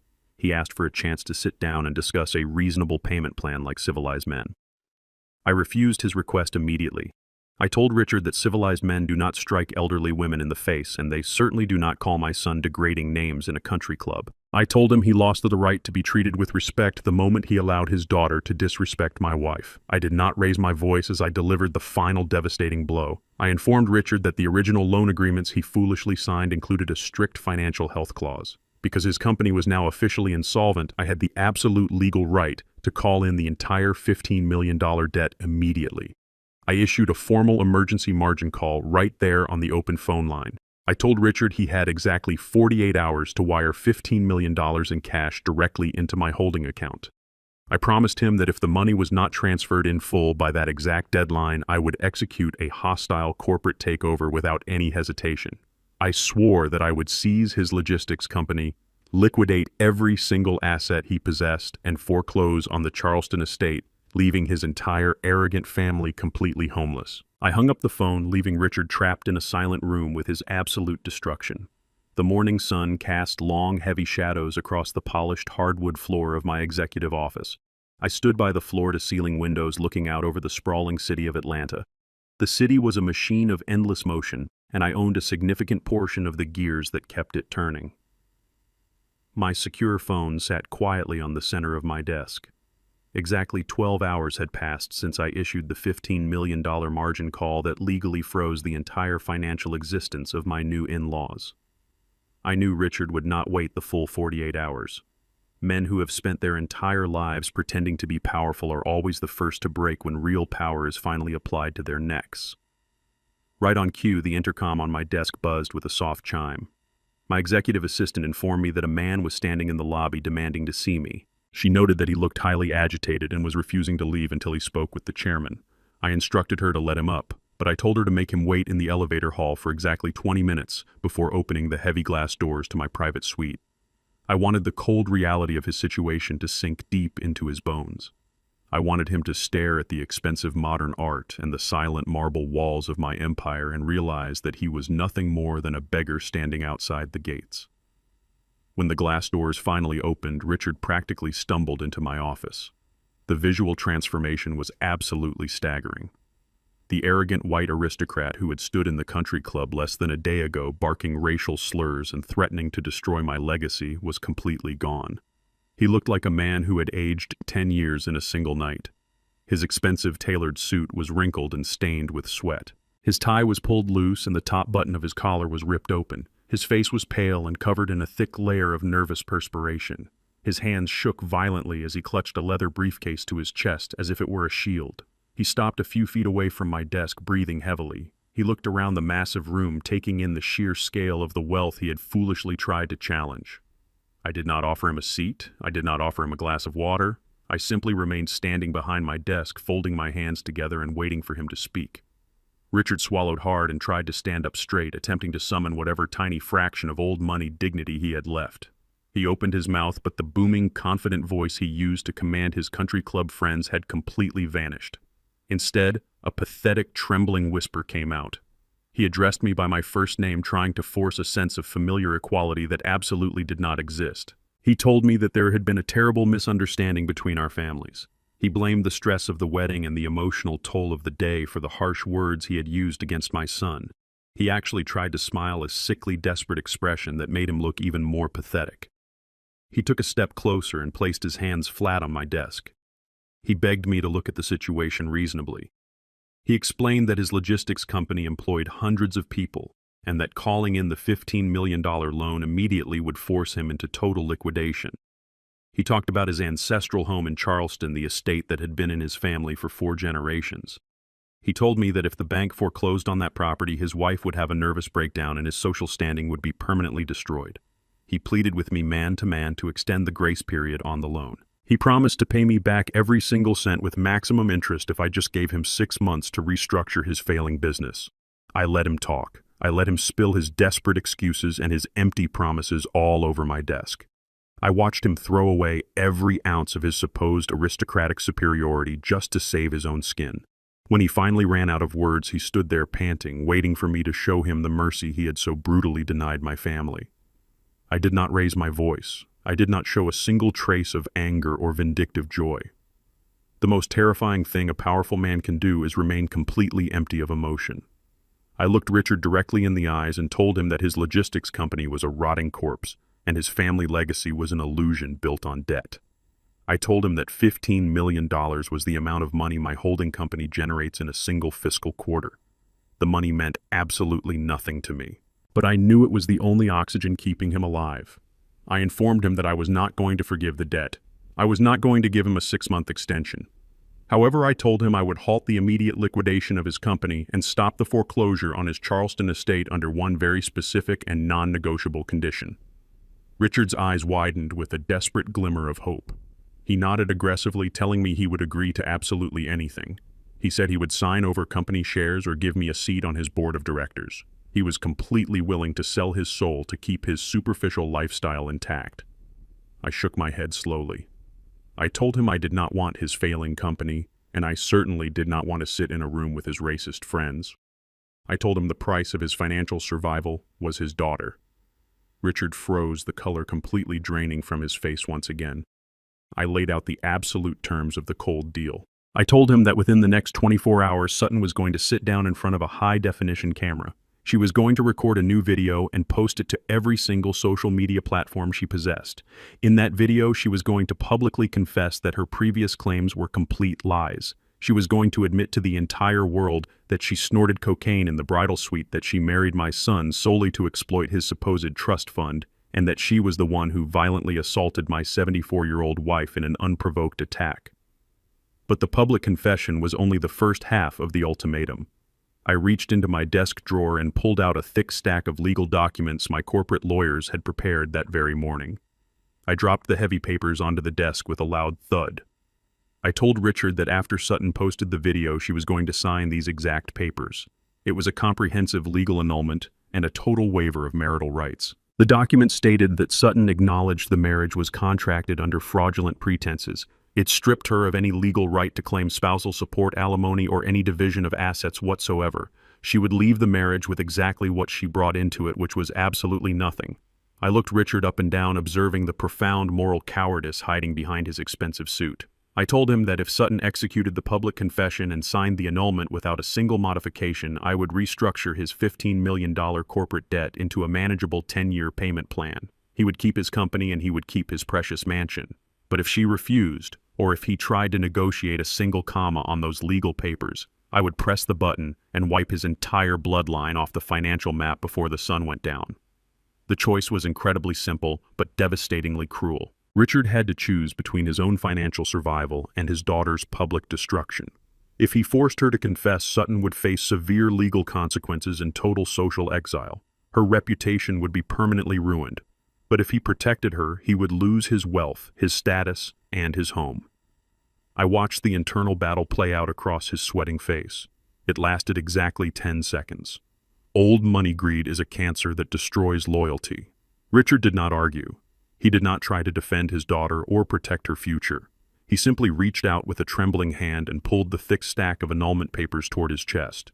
He looked at me with hollow, defeated eyes and promised me that the video would be posted by noon and the signed papers would be delivered to my lawyer by the end of the day.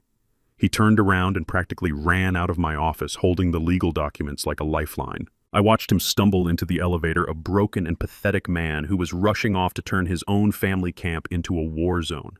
He was going to walk into that cheap motel room and force his spoiled daughter to swallow her own poison. The enemy was no longer fighting me, they were now fighting each other for scraps of survival. I sat down in my high-backed leather chair and took a deep breath. The corporate execution had been carried out flawlessly. I packed up my briefcase and told my assistant to cancel my afternoon meetings.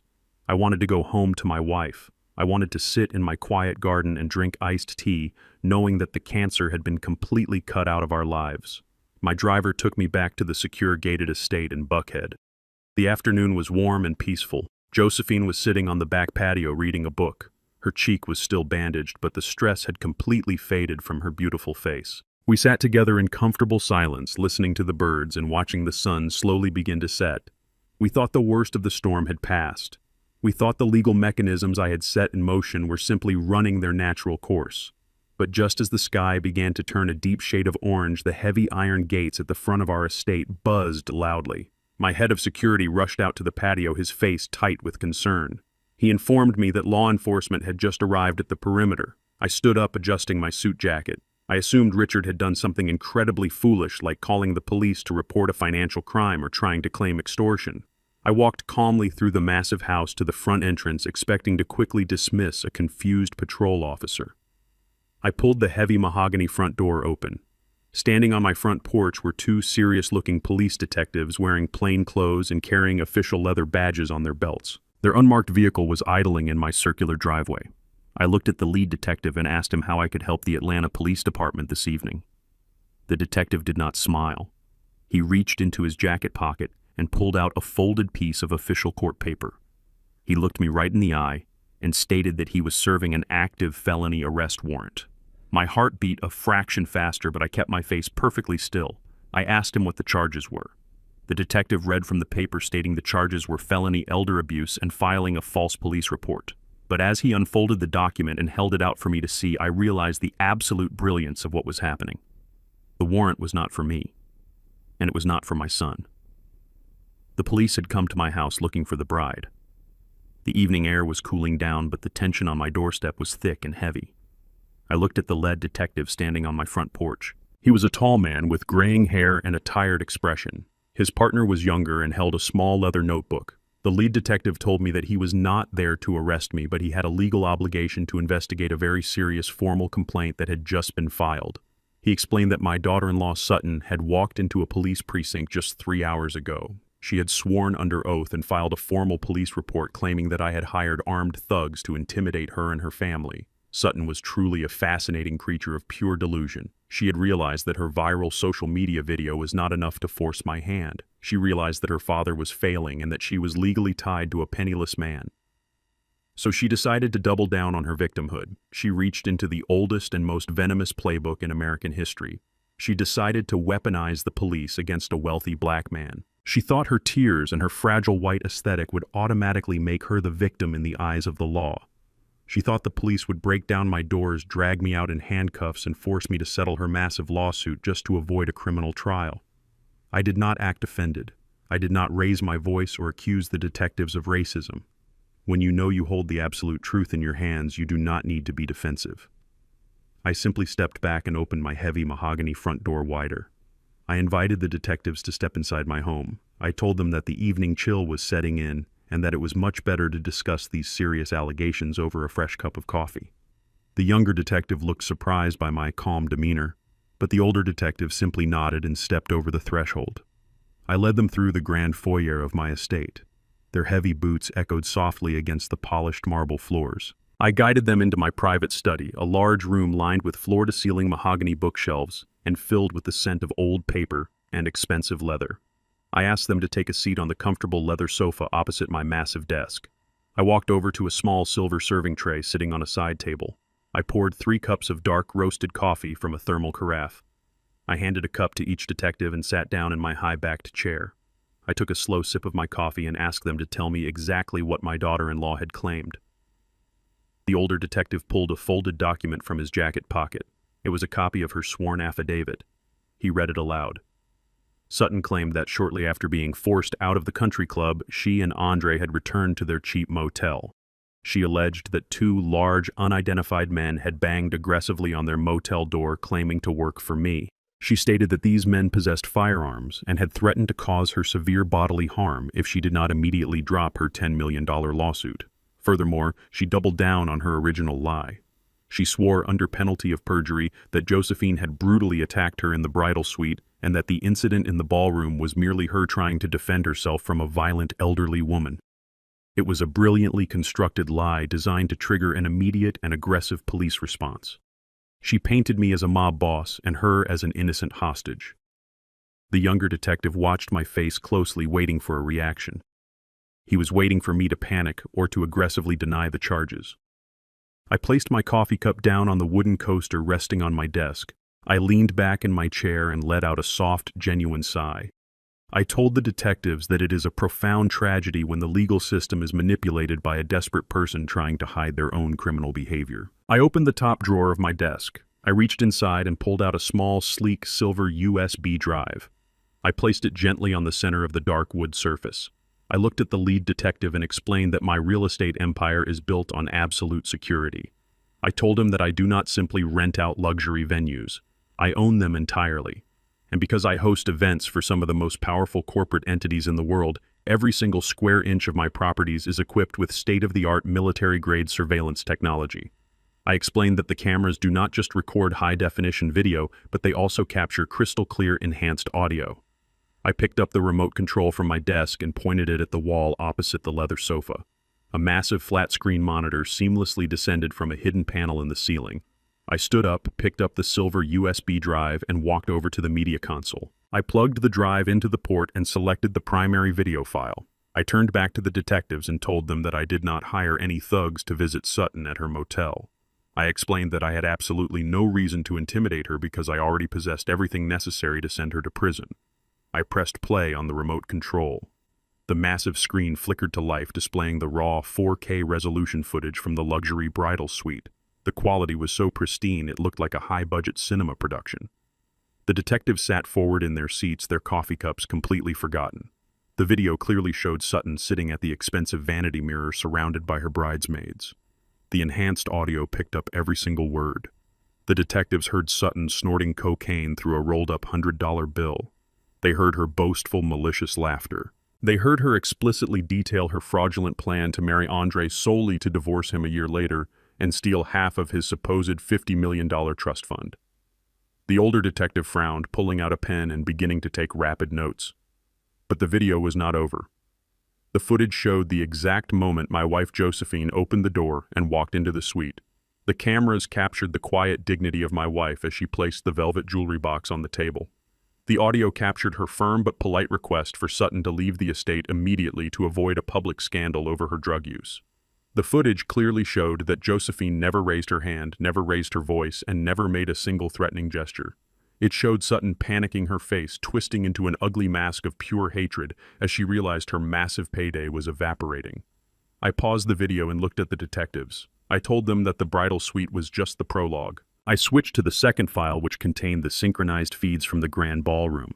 The screen split into 4 different camera angles, providing a complete and undeniable view of the entire wedding reception. The video showed Josephine standing quietly near the edge of the dance floor holding a glass of cider. Then it showed Sutton marching aggressively across the marble floor, pushing past her own guests with violent intent. The detectives watched in absolute silence as the high-definition camera zoomed in on the confrontation. There was no ambiguity. There was no blurry movement or obstructed view. The video clearly captured Sutton raising her hand and delivering a brutal, unprovoked slap directly to my wife's face. The audio caught the sharp, sickening crack of skin hitting skin, followed by the sound of Josephine's expensive glasses shattering against the floor. The microphone suspended above the chandelier perfectly captured Sutton screaming her venomous command to get out of here, old woman. But the most damning piece of evidence came just a few seconds later. As I was kneeling on the floor wiping the blood from my wife's cheek, the camera captured Sutton turning to her mother Evelyn at the VIP table. The enhanced audio isolated Sutton's voice over the panicked murmurs of the crowd. The detectives clearly heard Sutton whisper to her mother that she was going to call the police and claim the old bitch attacked her first, so they could sue me for millions. It was premeditated, malicious, and entirely undeniable. I pressed the stop button on the remote control. The massive screen went completely black. The sudden silence in my study was heavy and absolute. I walked back to my desk and sat down in my leather chair. I picked up my coffee cup and took another slow sip. I looked at the two men sitting on my sofa. They were seasoned law enforcement officers who had likely seen every type of liar and manipulator the city of Atlanta had to offer. But they were visibly stunned by the sheer brazen audacity of the young white woman who had just sat in their precinct and lied to their faces. The older detective closed his leather notebook and let out a long, slow breath. He rubbed the back of his neck and looked at the black screen. He knew exactly what he was looking at. He was looking at a slam-dunk felony conviction wrapped in a neat digital package. In the state of Georgia, filing a false police report is a serious crime. Perjury is a crime. Possession of a Schedule I narcotic is a crime. And unprovoked battery against a 74-year-old woman is a severe felony that carries mandatory prison time. Sutton had tried to use the police department as her personal weapon to terrorize my family. She had sworn under oath that I was a violent criminal. But all she had actually done was dig her own grave and invite the police to push her right into it. She had handed me the exact tool I needed to destroy her completely and legally. The lead detective stood up from the leather sofa. His demeanor had completely shifted. The subtle tension and suspicion he had carried into my home were entirely gone, replaced by a cold, professional determination. He looked at me and apologized for the intrusion. He formally requested to take the silver USB drive as official state evidence. I nodded and told him that he was more than welcome to keep it. The younger detective stood up beside his partner. He looked almost embarrassed that they had even entertained Sutton's ridiculous story. The lead detective reached down to his belt and pulled out his black police radio. He pressed the transmit button and called directly into his precinct dispatch. His voice was loud and clear, echoing off the mahogany walls of my quiet study. He informed dispatch that the intimidation complaint filed by Sutton was entirely fabricated. He formally requested that the investigation into my family be closed immediately. But he did not stop there. He instructed dispatch to locate a judge right now to sign an emergency arrest warrant. The target of their investigation had just drastically changed, and the hunters were now heading straight for the motel. The wheels of justice move incredibly slow for the poor, but they move with terrifying speed when a billionaire provides high-definition evidence of a felony. Just 20 minutes after the detectives walked out of my quiet study, an emergency arrest warrant was signed by a district court judge. The hunters were dispatched immediately. But Sutton was not hiding in her cheap motel room. She was entirely incapable of laying low. Her extreme narcissism required a constant audience to validate her delusions. She had taken a ride-share back to the Piedmont Elite Country Club, the very same place where her bankrupt father had threatened my son just a day earlier. It was the absolute peak of the lunch hour. The private outdoor dining terrace was packed to capacity, with wealthy socialites drinking expensive champagne and picking at tiny portions of gourmet food. Sutton was sitting at a premium shaded table surrounded by her high society friends. She was holding court. She was playing the role of the traumatized bride to absolute perfection. She wiped fake tears from her eyes as she recounted the horrific lies she had sworn to in her formal police report. She told her friends that my wife was a violent monster who had attacked her out of pure jealousy. She told them that I was a dangerous mafia boss who had sent armed thugs to terrorize her in the middle of the night. Her friends gasped and patted her hand, offering their empty sympathies and validating her racist delusions. Sutton was basking in the golden glow of their attention. She truly believed that at that very moment police officers were kicking down the heavy doors of my estate to drag me away in handcuffs. She took a slow sip of her mimosa, feeling completely untouchable and entirely superior to my family. She did not notice the heavy silence that suddenly began spreading across the dining terrace. The quiet clinking of expensive silverware and the soft hum of classical music abruptly stopped. Two plainclothes police detectives walked right through the grand mahogany doors of the clubhouse and stepped out onto the sunlit terrace. They did not stop at the host stand to check in. They did not ask for permission to enter the private club. They walked with the heavy, undeniable authority of the law. The wealthy patrons stared in absolute shock. The presence of law enforcement in their exclusive sanctuary was an incredibly rare and highly offensive sight. The older detective scanned the tables until his sharp eyes locked onto Sutton. He and his partner walked directly toward her table, their heavy boots thudding loudly against the polished stone floor. Sutton finally noticed them approaching. A massive, triumphant smile spread across her perfectly made-up face. She put down her crystal glass and stood up, smoothing the wrinkles from her designer dress. She looked at her friends with the incredibly smug expression, assuming the detectives had come to personally deliver the good news of my arrest to her table. She extended her hand, playing the role of the gracious, grateful victim. She thanked the officers for coming so quickly and asked them if the dangerous old man was finally in custody. The older detective did not take her hand. He did not smile. He stopped exactly 2 feet away from her and looked her right in the eye with absolute disgust. He asked her to confirm her full legal name. Sutton frowned, slightly confused by his cold professional tone, but she proudly stated her name, expecting to be treated like royalty. The detective nodded slowly. He reached down and unclipped the heavy, solid metal handcuffs from his leather belt. The loud metallic clack echoed across the completely silent dining terrace. The detective did not lower his voice to spare her fragile feelings. He spoke loudly and clearly, ensuring that every single wealthy aristocrat on that terrace heard exactly what he had to say. He told Sutton that she was under arrest. He listed the charges one by one, letting the heavy words hang in the warm air. Felony elder abuse, filing a false police report, perjury, possession of a Schedule I narcotic. The smug, triumphant smile completely vanished from Sutton's face, replaced by a look of sheer, unadulterated terror. Her wealthy friends gasped and pushed their heavy chairs back, physically distancing themselves from her as if she had a contagious disease. Sutton began to stammer rapidly, shaking her head and waving her manicured hands.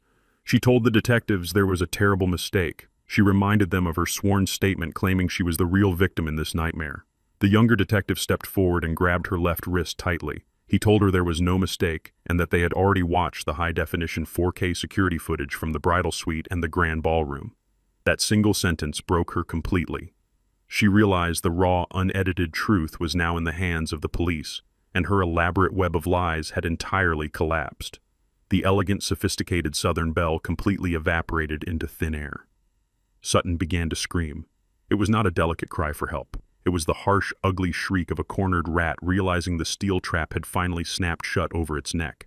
She tried to pull her arm away, but the detective easily overpowered her. He twisted her arms roughly behind her back and locked the cold steel handcuffs tightly around her wrists. The older detective began reading her Miranda rights in a loud, booming voice. "You have the right to remain silent." But Sutton was entirely incapable of remaining silent. She thrashed wildly, kicking her expensive heels against the stone floor. She screamed for her father to save her. She screamed for her friends to do something, to call their expensive lawyers to stop this absolute madness. But her friends just sat there staring at her in absolute shock and disgust. Nobody wanted to be associated with a hysterical woman who assaulted the elderly, snorted cocaine, and lied to the police. The detectives did not show an ounce of pity for her wealthy background. They grabbed her firmly by the arms and forcefully marched her through the exact center of the dining terrace.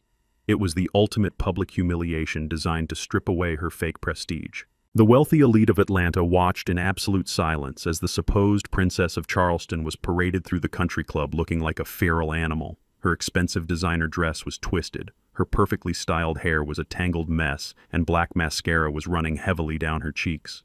She kicked and sobbed, begging the officers to let her go, claiming she was from a good family and did not belong in a dirty jail cell. They ignored her desperate pleas. They pushed her through the mahogany doors, dragging her out of the luxurious clubhouse and into the bright, harsh sunlight of the front parking lot.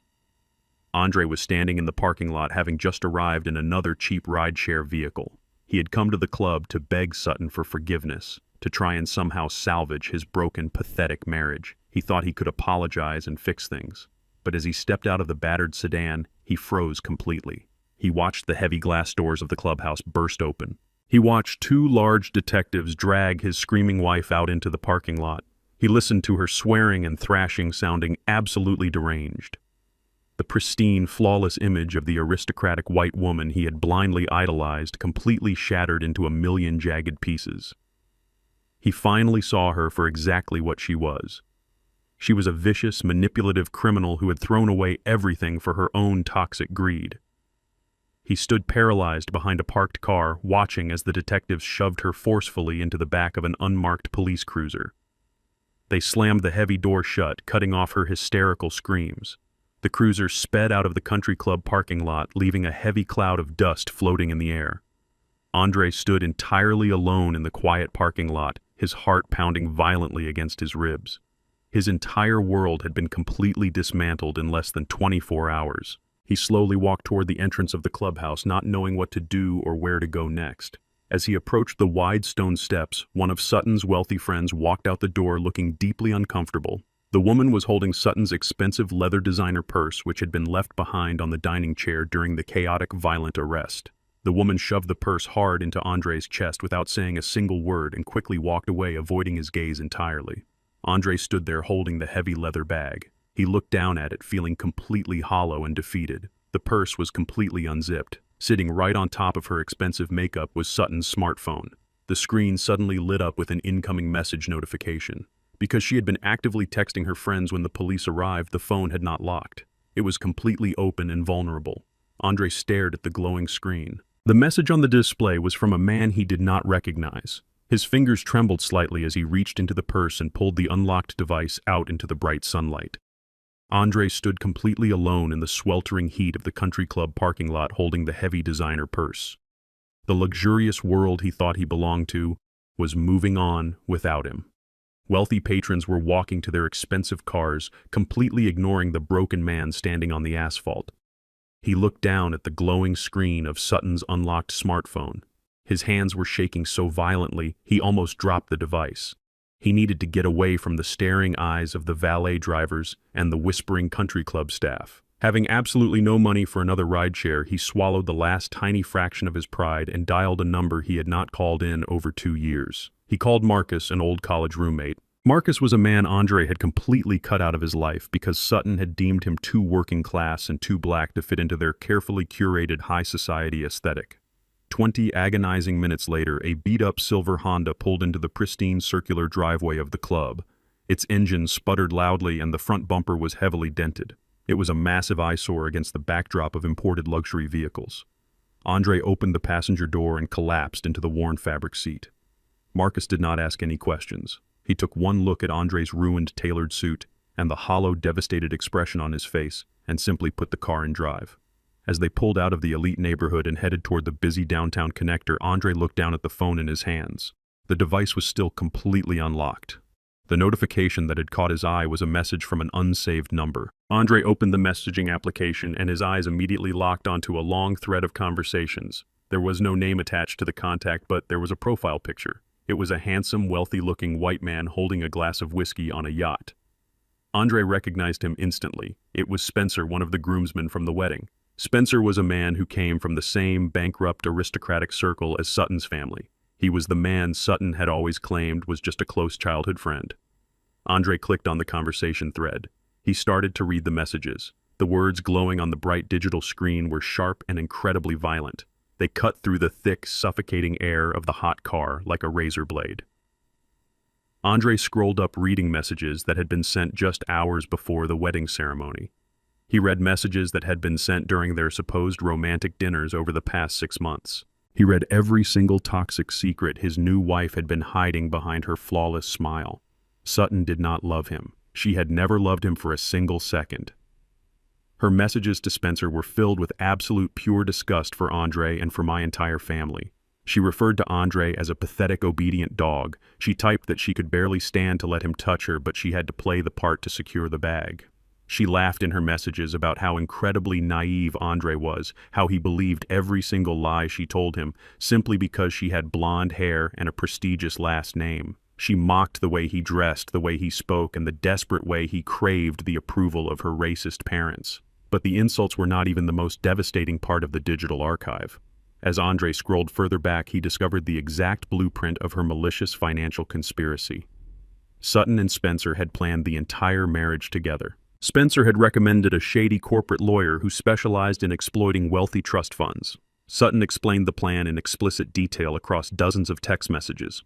She wrote that she only needed to endure being married to the stupid black heir for exactly 6 months. She detailed how she would use the prenuptial agreement loophole and the state community property laws to trigger a massive divorce settlement. She bragged to her lover that she was going to walk away with $25 million in tax-free cash. She promised Spencer that as soon as the ink was dry on the divorce papers, she would buy them a villa in the south of France and they would never have to work a single day in their lives. She even sent Spencer a picture of herself trying on her custom wedding dress with a caption that read, "Putting on my work uniform to go rob the bank." Sitting in the passenger seat of that beat-up Honda, my son finally experienced a total psychological collapse. His breathing became incredibly shallow and erratic. His chest heaved as if he were suffocating. The reality of his absolute stupidity crashed down upon him with the weight of a collapsing building. He stared out the window at the passing city streets, but he could not see anything through the heavy tears that finally began to fall from his eyes. He realized in that agonizing moment that everything he had thrown away was for an absolute mirage. A reel of devastating memories began to play rapidly in his mind. He remembered the exact moment in the grand ballroom when Sutton raised her hand and struck his mother. He remembered looking down at his expensive shoes while Josephine bled on the marble floor. He had chosen to protect his wife because he believed she represented his golden ticket to high society acceptance. He had traded the unconditional love of the parents who built a massive empire for him, all for a woman who viewed him as nothing more than a naive, disposable payday. He remembered the countless times I had tried to warn him. He remembered the nights I sat him down in my study trying to teach him about the ruthless nature of the real estate business and the dangerous people who only pretend to be your friend when you have money. I had spent 28 years trying to build a fortress around him to protect him from the very predators he had eagerly invited into our home. And he had repaid my lifelong dedication by publicly humiliating us by defending a violent racist, and by spitting on the legacy I poured my blood and sweat into creating. The crushing guilt and profound shame were almost too much for his physical body to handle. He dropped the smartphone onto the floorboard of the car, unable to look at the hateful words for another second. He bent over, burying his face in his hands, letting out a loud, agonizing sob that echoed through the small enclosed space of the vehicle. His friend Marcus kept his eyes on the road, gripping the steering wheel tightly, giving Andre the silent space to completely fall apart. There was no comfort to be offered. There was no silver lining. Andre was a man who had burned down his own castle just to please a woman who was holding the match. He had lost his $50 million trust fund. He had lost his luxury penthouse. He had lost his corporate credit cards and his prestigious status in the local elite social circles. But none of those financial losses compared to the true tragedy of his situation. He had lost his father and his mother. He had permanently severed the only genuine bond of love and protection he had ever known. He was completely alone in the world, a penniless man chained to a disgraced criminal who was currently sitting in a jail cell. As Andre wept in the passenger seat, the heavy, suffocating humidity of the Atlanta afternoon finally broke. The sky above the city began to darken rapidly. Massive charcoal gray clouds rolled in, blocking out the warm sunshine and casting a dark, ominous shadow over the entire skyline. The temperature dropped significantly in a matter of minutes. A sudden violent gust of wind shook the small car, rattling the windows and blowing debris across the highway. Then the rain began to fall. It was not a gentle southern shower. It was a massive torrential thunderstorm. The heavy raindrops hit the metal roof of the Honda, sounding like thousands of tiny hammers. A brilliant flash of lightning tore across the dark sky, followed instantly by a deafening crack of thunder that seemed to shake the very foundation of the earth. The storm was a perfect reflection of the absolute chaos and destruction that had consumed his life over the past 24 hours. Andre slowly lifted his head from his hands. His eyes were red and swollen, his face wet with tears. He looked out the passenger window, watching the heavy rain wash down the glass, blurring the lights of the city. A desperate, irrational thought began to take root in his broken mind.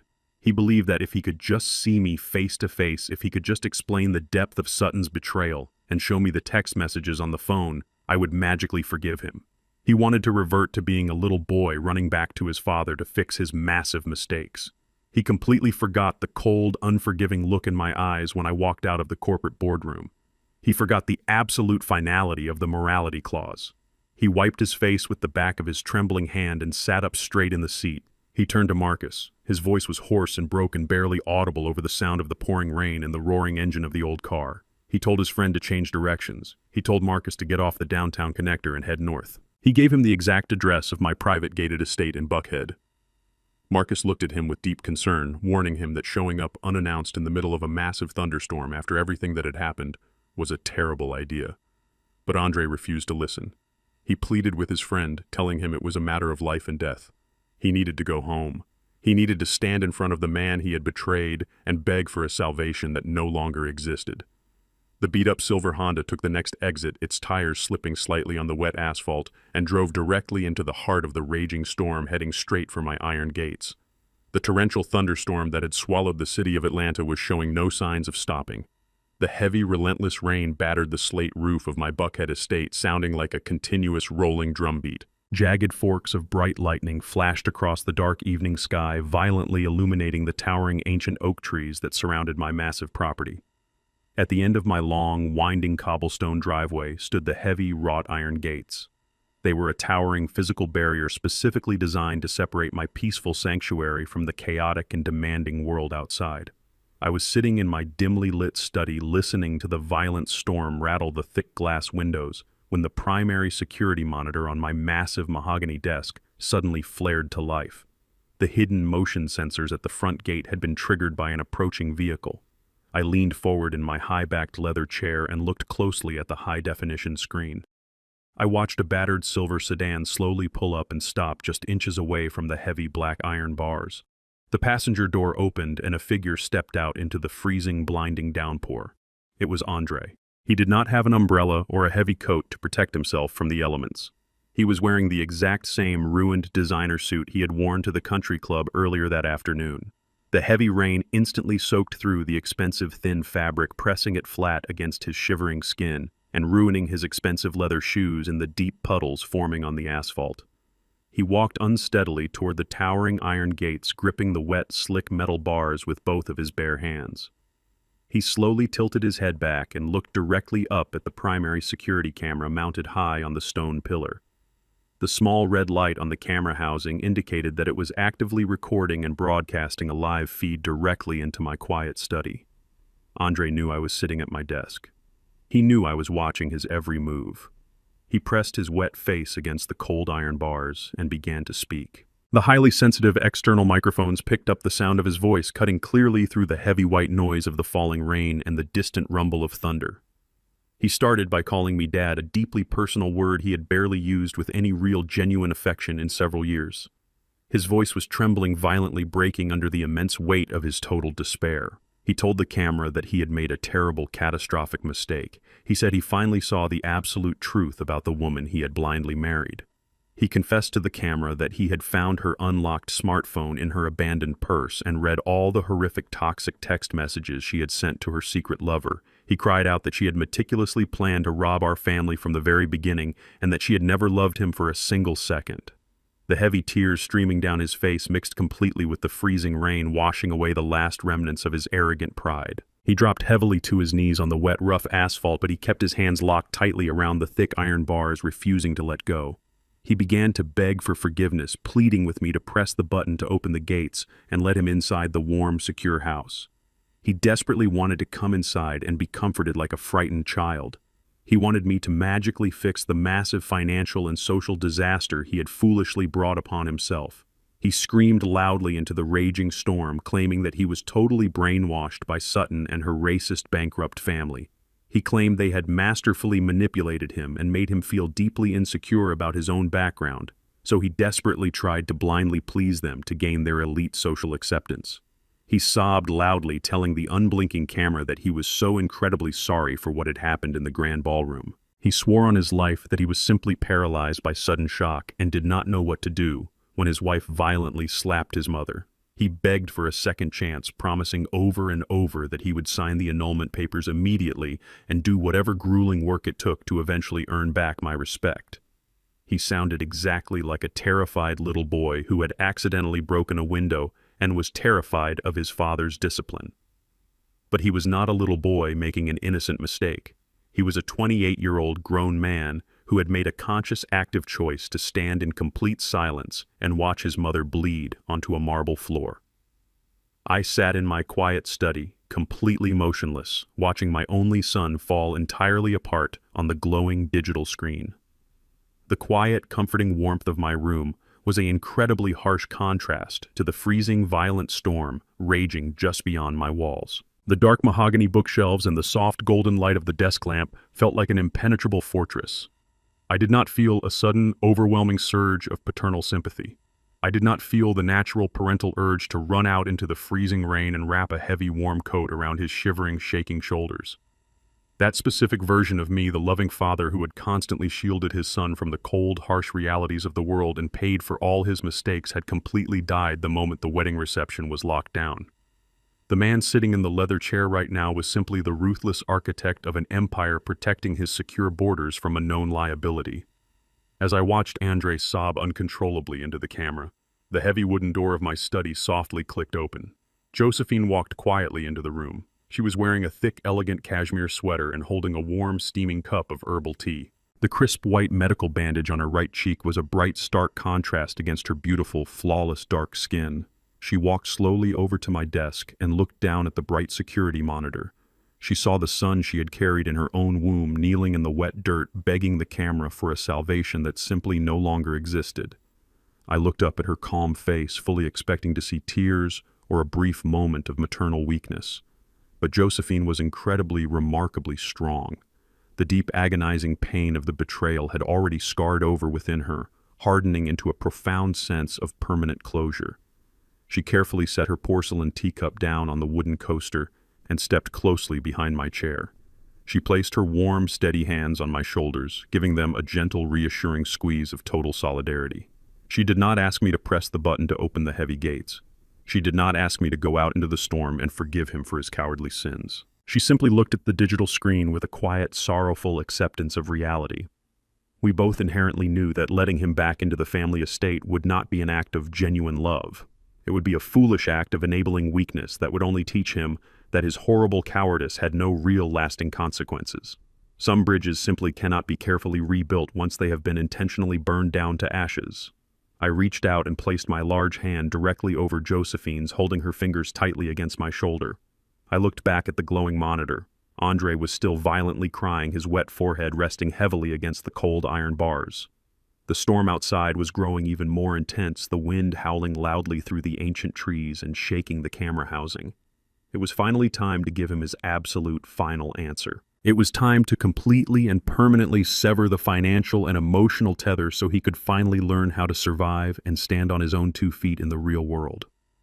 I leaned forward slightly and pressed my index finger firmly against the heavy silver intercom button located on my desk console. A soft, sharp electronic chime immediately echoed from the powerful external speakers mounted on the stone pillars out in the rain. Andre heard the chime and instantly stopped crying. He jerked his wet head up, looking directly into the glowing camera lens with wide, desperate eyes. He held his breath, completely ignoring the freezing rain, waiting eagerly for me to tell him that the gates were finally opening.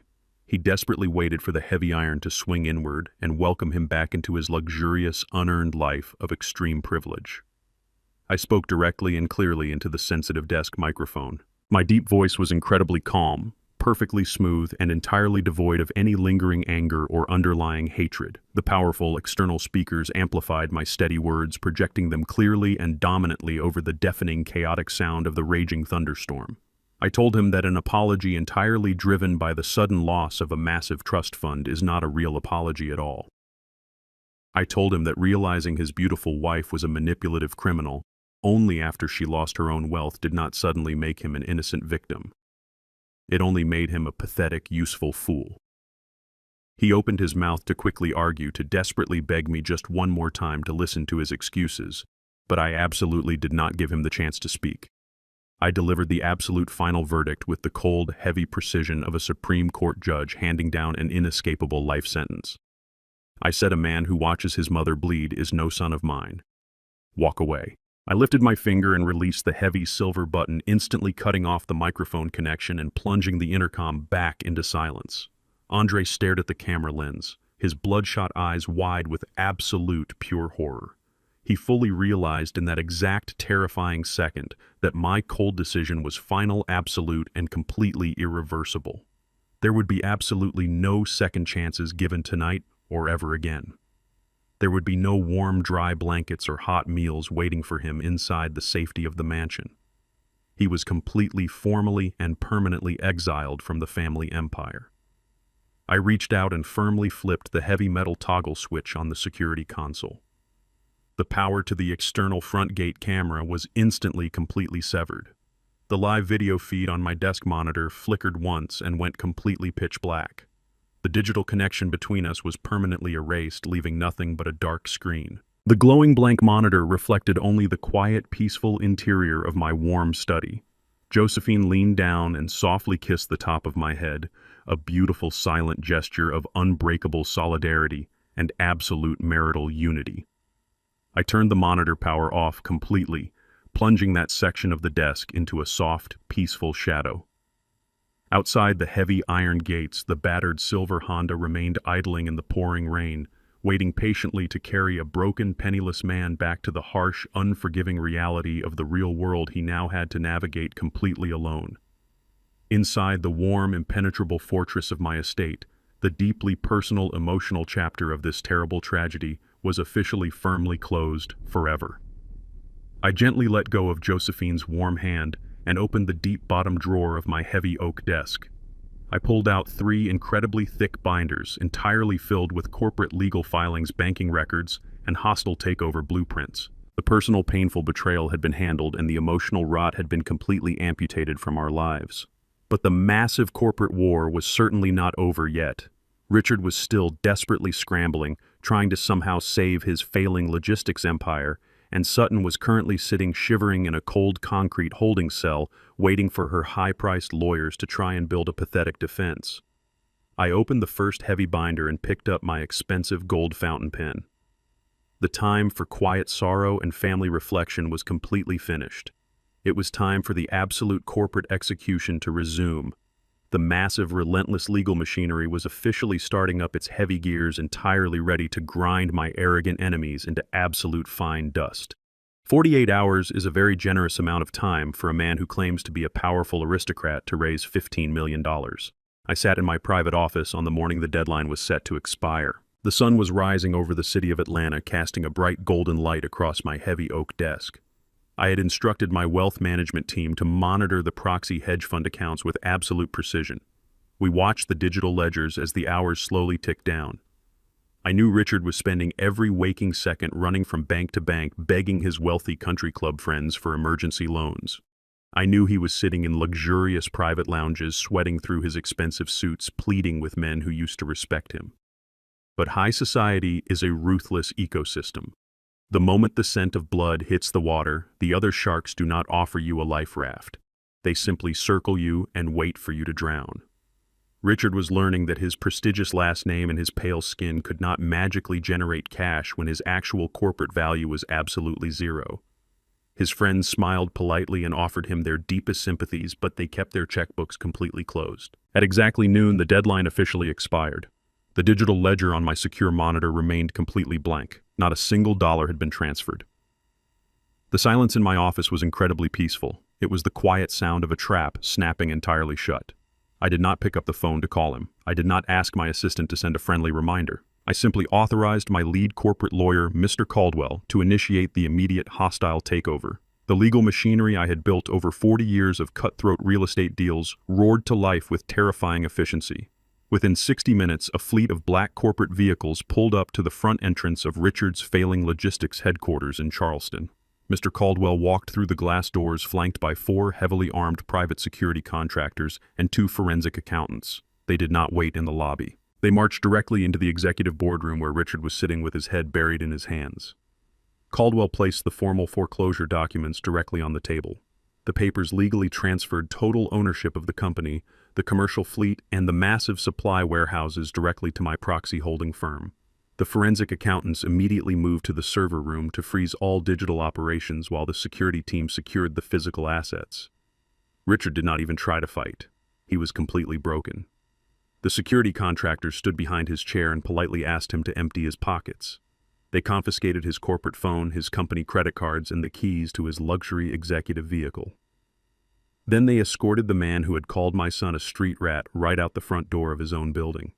He was forced to walk past hundreds of his own employees carrying a single cardboard box filled with cheap office supplies. The dispatchers and the warehouse workers watched in stunned silence as the arrogant owner was paraded out like a common thief. He had to call a cheap local taxi to take him home because he no longer owned the car he drove to work. The absolute humiliation was profound and thoroughly deserved, but taking his failing business was only the first necessary step of the execution. The logistics company was merely the engine that funded his arrogance. The true source of his incredibly toxic pride was the massive ancestral mansion located in the most exclusive historical district of Charleston.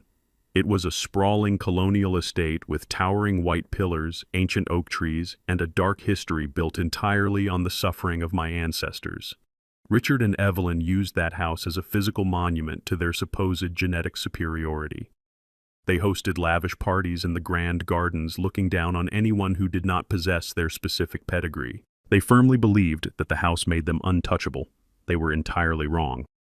By 4 o'clock in the afternoon, the local county sheriff arrived at the wrought iron gates of the Charleston estate holding a court-ordered eviction notice. The mortgage default was absolute and the property was now legally registered under my name. The sheriff knocked heavily on the grand wooden door.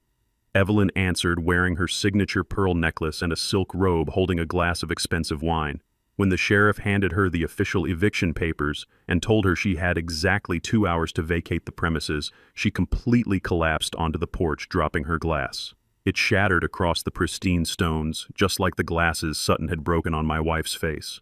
Richard arrived in his cheap taxi just in time to see his hysterical wife being told to pack her bags by armed law enforcement. They were forced to stuff their expensive clothes into black plastic trash bags and cheap suitcases, crying openly on the pristine front lawn. Their wealthy neighbors stood on their own massive porches watching in absolute horrified silence. Nobody came over to help them carry their bags. The old money aristocrats were officially homeless, standing on the sidewalk waiting for another taxi. I had absolutely no intention of keeping that cursed house. I did not want to sleep in the same rooms where generations of arrogant racists had lived. I did not want to sell the property to another wealthy white family who would simply continue the toxic cycle of historical exclusion. I wanted to completely eradicate the legacy of Richard's family from the face of the earth. I wanted his name to be permanently erased from the high society history books he loved so much. I instructed my legal team to immediately draft a deed of total transfer. Before the sun even went down that evening, the majestic Charleston estate was officially donated to a massive nonprofit organization based in Atlanta. The organization specialized in providing housing education and intense professional mentorship to at-risk Black youth from the inner city. I funded a massive permanent endowment to completely renovate the colonial mansion and turn it into a sprawling state-of-the-art community center. The grand ballroom where Evelyn used to host her exclusive elitist parties was going to be transformed into a modern computer laboratory for young Black teenagers. The pristine, manicured gardens where Richard smoked his expensive cigars were going to be converted into an agricultural learning center and a community greenhouse. The towering white pillars of the estate would no longer represent old money oppression and inherited racism. They would represent the absolute triumph of the people Richard and his family had always desperately tried to keep at the bottom of the social hierarchy. The historical plaque by the front gate bearing his family name was ordered to be immediately removed and destroyed. When the local news outlets published the massive story about the charitable donation the following morning, the humiliation for Richard's family became absolute and permanent. It was the ultimate psychological destruction. He had lost his daughter to the criminal justice system. He had lost his business to his own financial incompetence. And now the historic mansion his family had ruthlessly protected for over a century was going to be filled with the joyful laughter of the very same children he had always despised. He could not fight back. He had absolutely zero legal recourse and absolutely zero money to hire a defense attorney. He and his wife were forced to move into a tiny rented apartment on the miserable outskirts of the city, living entirely off the remaining scraps of Evelyn's depleted personal savings. They were completely exiled from the country club. Their wealthy friends officially stopped answering their phone calls, pretending they had never even met them. The social isolation was profound and absolutely suffocating. Richard had finally learned the most painful lesson of his entirely worthless life. He learned that true power does not come from the color of your skin or the history of your last name. True power comes from the absolute quiet ability to completely dismantle your enemies without ever having to raise your voice.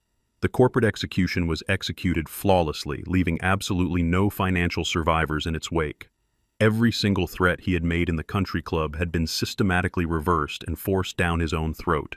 He was a ghost haunting a city he used to rule. The financial war was officially over, and my massive real estate empire was more secure than ever before. I sat in my warm garden with Josephine, drinking iced tea and enjoying the profound peace that comes from total victory. We had successfully protected our legacy from the toxic parasites who tried to drain it. But the legal machinery of the state of Georgia was still slowly grinding forward.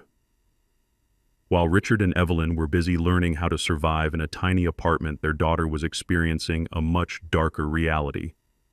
Sutton had spent the last several weeks sitting in a cold, damp concrete holding cell entirely stripped of her designer dresses and her expensive makeup. She had exhausted all her manipulative tears and realized that no white knight was coming to save her. I placed my glass of iced tea down on the patio table when my secure tablet chimed with a high-priority notification from the district attorney office. The grand jury had officially returned a massive multi-count felony indictment. The notification contained the formal schedule for the upcoming legal proceedings. It was the official subpoena requesting my wife to appear as the primary witness. The corporate bloodbath had completely concluded, but the criminal trial for the arrogant bride was just about to begin. The heavy wooden doors of courtroom number 4 in the Fulton County Courthouse swung open. It had been exactly 3 months since the disastrous wedding reception. The crisp autumn air outside was a sharp contrast to the stale, suffocating atmosphere of the criminal justice building.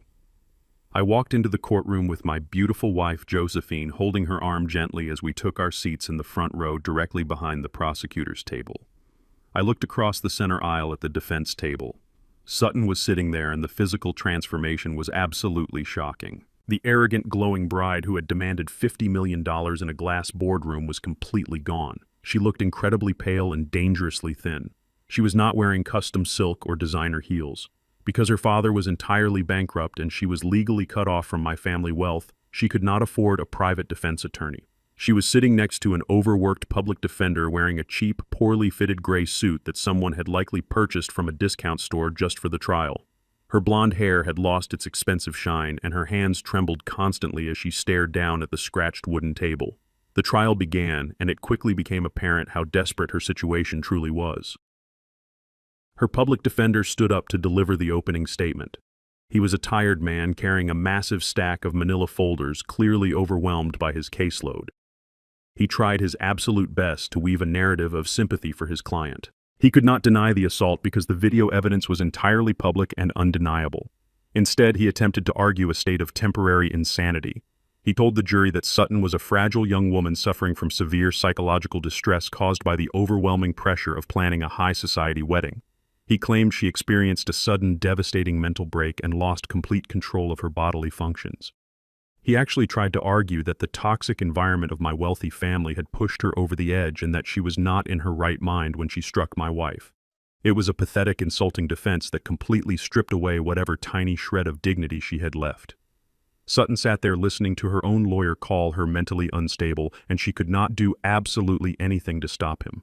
The prosecutor, a sharp, incredibly focused woman, called Josephine to the witness stand. The entire courtroom fell absolutely silent as my wife stood up. Josephine was wearing a tailored navy blue suit with a single elegant pearl necklace. She walked to the witness box with the unbreakable grace of a queen stepping up to her throne. She did not look like a frail, elderly victim. She looked like a woman of immense power and absolute, undeniable truth. She raised her right hand and swore the oath, her voice echoing clearly through the high-ceilinged room. The prosecutor began the direct examination, gently asking Josephine to describe the events of that evening. Josephine did not cry. She did not let her voice tremble or break. She did not perform for the jury like a cheap actor. She simply looked directly at the 12 men and women in the jury box and told them exactly what happened. She spoke about walking into the bridal suite to deliver a family heirloom. She spoke about finding Sutton snorting cocaine and listening to her brag about a fraudulent plan to steal my son's trust fund. Sutton shifted uncomfortably in her chair, her face turning a bright burning red, as her deepest, most toxic secrets were exposed in a public court of law. Then the prosecutor asked Josephine to describe the physical altercation in the grand ballroom. Josephine recounted the moment with devastating articulation. She explained how she approached Sutton quietly to ask her to leave the premises without causing a public scene. She described how Sutton turned around with absolute malicious intent and delivered a full-force blow to the side of her face. Josephine did not exaggerate the pain. She simply stated the medical facts.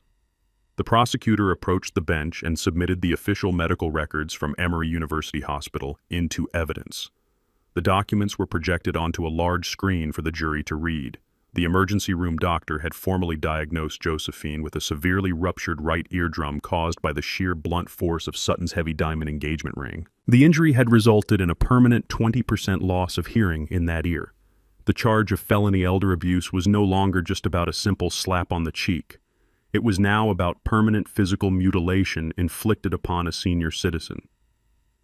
The jury members looked at the medical documents and then looked over at Sutton with expressions of pure, absolute disgust. The ultimate weapon was still waiting to be deployed. The prosecutor asked the judge for permission to play the primary exhibit. The lights in the courtroom were dimmed. The massive flat-screen television mounted on the wall flickered to life. I had provided the prosecution with the exact same 4K resolution security footage I had shown the detectives in my private study. The jury watched the pristine, unedited video of the assault. They watched Sutton's face twist into an ugly mask of hatred as she struck my wife. They heard the sickening crack of the impact through the high-quality courtroom speakers. And most importantly, they heard the enhanced audio of Sutton whispering to her mother immediately after the attack. They heard her explicitly state her premeditated plan to lie to the police to claim self-defense and to sue my family for millions of dollars. The temporary insanity defense her public defender had tried to build was instantly completely destroyed. You cannot claim a sudden mental break when you are simultaneously calculating a massive million-dollar lawsuit and whispering a fraudulent legal strategy to your mother. The video proved beyond any reasonable doubt that Sutton was completely lucid, entirely malicious, and absolutely guilty. The public defender stood up for the cross-examination, but he looked like a man walking to his own execution. He had absolutely nothing to work with. He tried to ask Josephine a few mild questions, attempting to rattle her composure or find a tiny inconsistency in her timeline. He asked if she had perhaps spoken to Sutton in a threatening tone before the strike occurred. Josephine looked at the tired lawyer with a calm, steady gaze. She replied that the truth does not require a threatening tone and that she merely asked a trespasser to leave her property. The lawyer swallowed hard, nodded his head, and sat back down without asking another single question. He knew that pressing an elegant, composed elderly woman who had just had her eardrum ruptured on camera would only make the jury hate his client even more. Before the closing arguments began, the judge called for a brief 15-minute recess. The courtroom slowly emptied out as people stretched their legs and walked into the hallway. I remained seated next to Josephine, holding her hand. I watched Sutton sit completely alone at the defense table.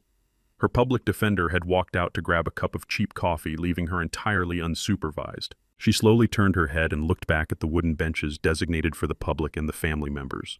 The benches directly behind her were completely empty. She looked for her father, hoping he would walk through the doors with his expensive suit and his arrogant swagger to somehow fix this nightmare. She looked for her mother, hoping to see the comforting pearl necklace and the fake aristocratic smile. She even looked for Andre, the pathetic boy she had so viciously manipulated and destroyed. But nobody came for her. The chilling realization of her absolute, total isolation finally washed over her pale face. The old money prestige she had wielded like a heavy weapon her entire life had completely evaporated, leaving her with absolutely nothing but the terrifying reality of a cold prison sentence. She turned back around and stared at the empty judge's bench, a completely broken woman, waiting for the final blow to fall. The trial moved incredibly fast. The prosecution rested their case and the defense had absolutely no witnesses to call. Richard and Evelyn did not even show up to the courthouse to support their daughter. They were too busy hiding in their tiny rented apartment, entirely ashamed of their public downfall. Andre was nowhere to be found, having vanished completely into the city after I locked him out of my estate. Sutton was entirely alone, abandoned by the very people she had tried to impress and enrich. The closing arguments were delivered right before the lunch recess. The prosecutor reminded the jury that wealth and social status do not grant anyone the right to commit violence against the elderly. She pointed directly at Sutton and called her a calculating predator who weaponized the legal system for her own toxic greed. The public defender merely asked the jury for mercy, a request that sounded incredibly hollow in the echoing courtroom. The judge gave the final instructions, and the bailiff escorted the 12 jurors out of the room to begin their formal deliberations. In complex felony cases involving massive amounts of evidence, a jury can sometimes take days or even weeks to reach a unanimous verdict. The lawyers usually pack up their briefcases and tell their clients to go home and wait for a phone call. I did not leave the courtroom. Josephine and I remained sitting in the front row, exactly where we had been all morning. Sutton sat at the defense table, staring blankly at the wall, her hands folded in her lap. The heavy wooden doors at the back of the courtroom swung open just as the clock on the wall ticked past 45 minutes. The bailiff walked back in and handed a small, folded piece of paper to the judge. The jury had not even ordered lunch. They had not asked to review the security footage a second time. They had not asked for any clarification on the legal statutes. They had already reached a unanimous decision, and they were walking back into the courtroom in less than an hour. The heavy wooden clock on the courtroom wall ticked with a slow, agonizing rhythm. We had been waiting for exactly 45 minutes, but to the woman sitting at the defense table, it must have felt like an absolute eternity. Sutton was staring at the heavy double doors at the back of the room. Her hands gripped together so tightly her knuckles were completely white.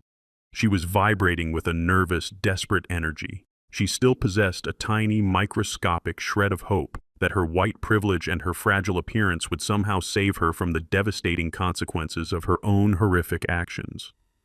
She truly thought the jury might feel sorry for her. She thought the criminal justice system would give her a gentle slap on the wrist, simply because she was a wealthy young woman from a historically prominent aristocratic family. She had absolutely no idea that her historical prominence had already been completely erased from the map. The heavy wooden doors finally swung open, and the armed bailiff led the 12 jurors back into the silent courtroom. The atmosphere instantly shifted from nervous waiting to suffocating heavy tension.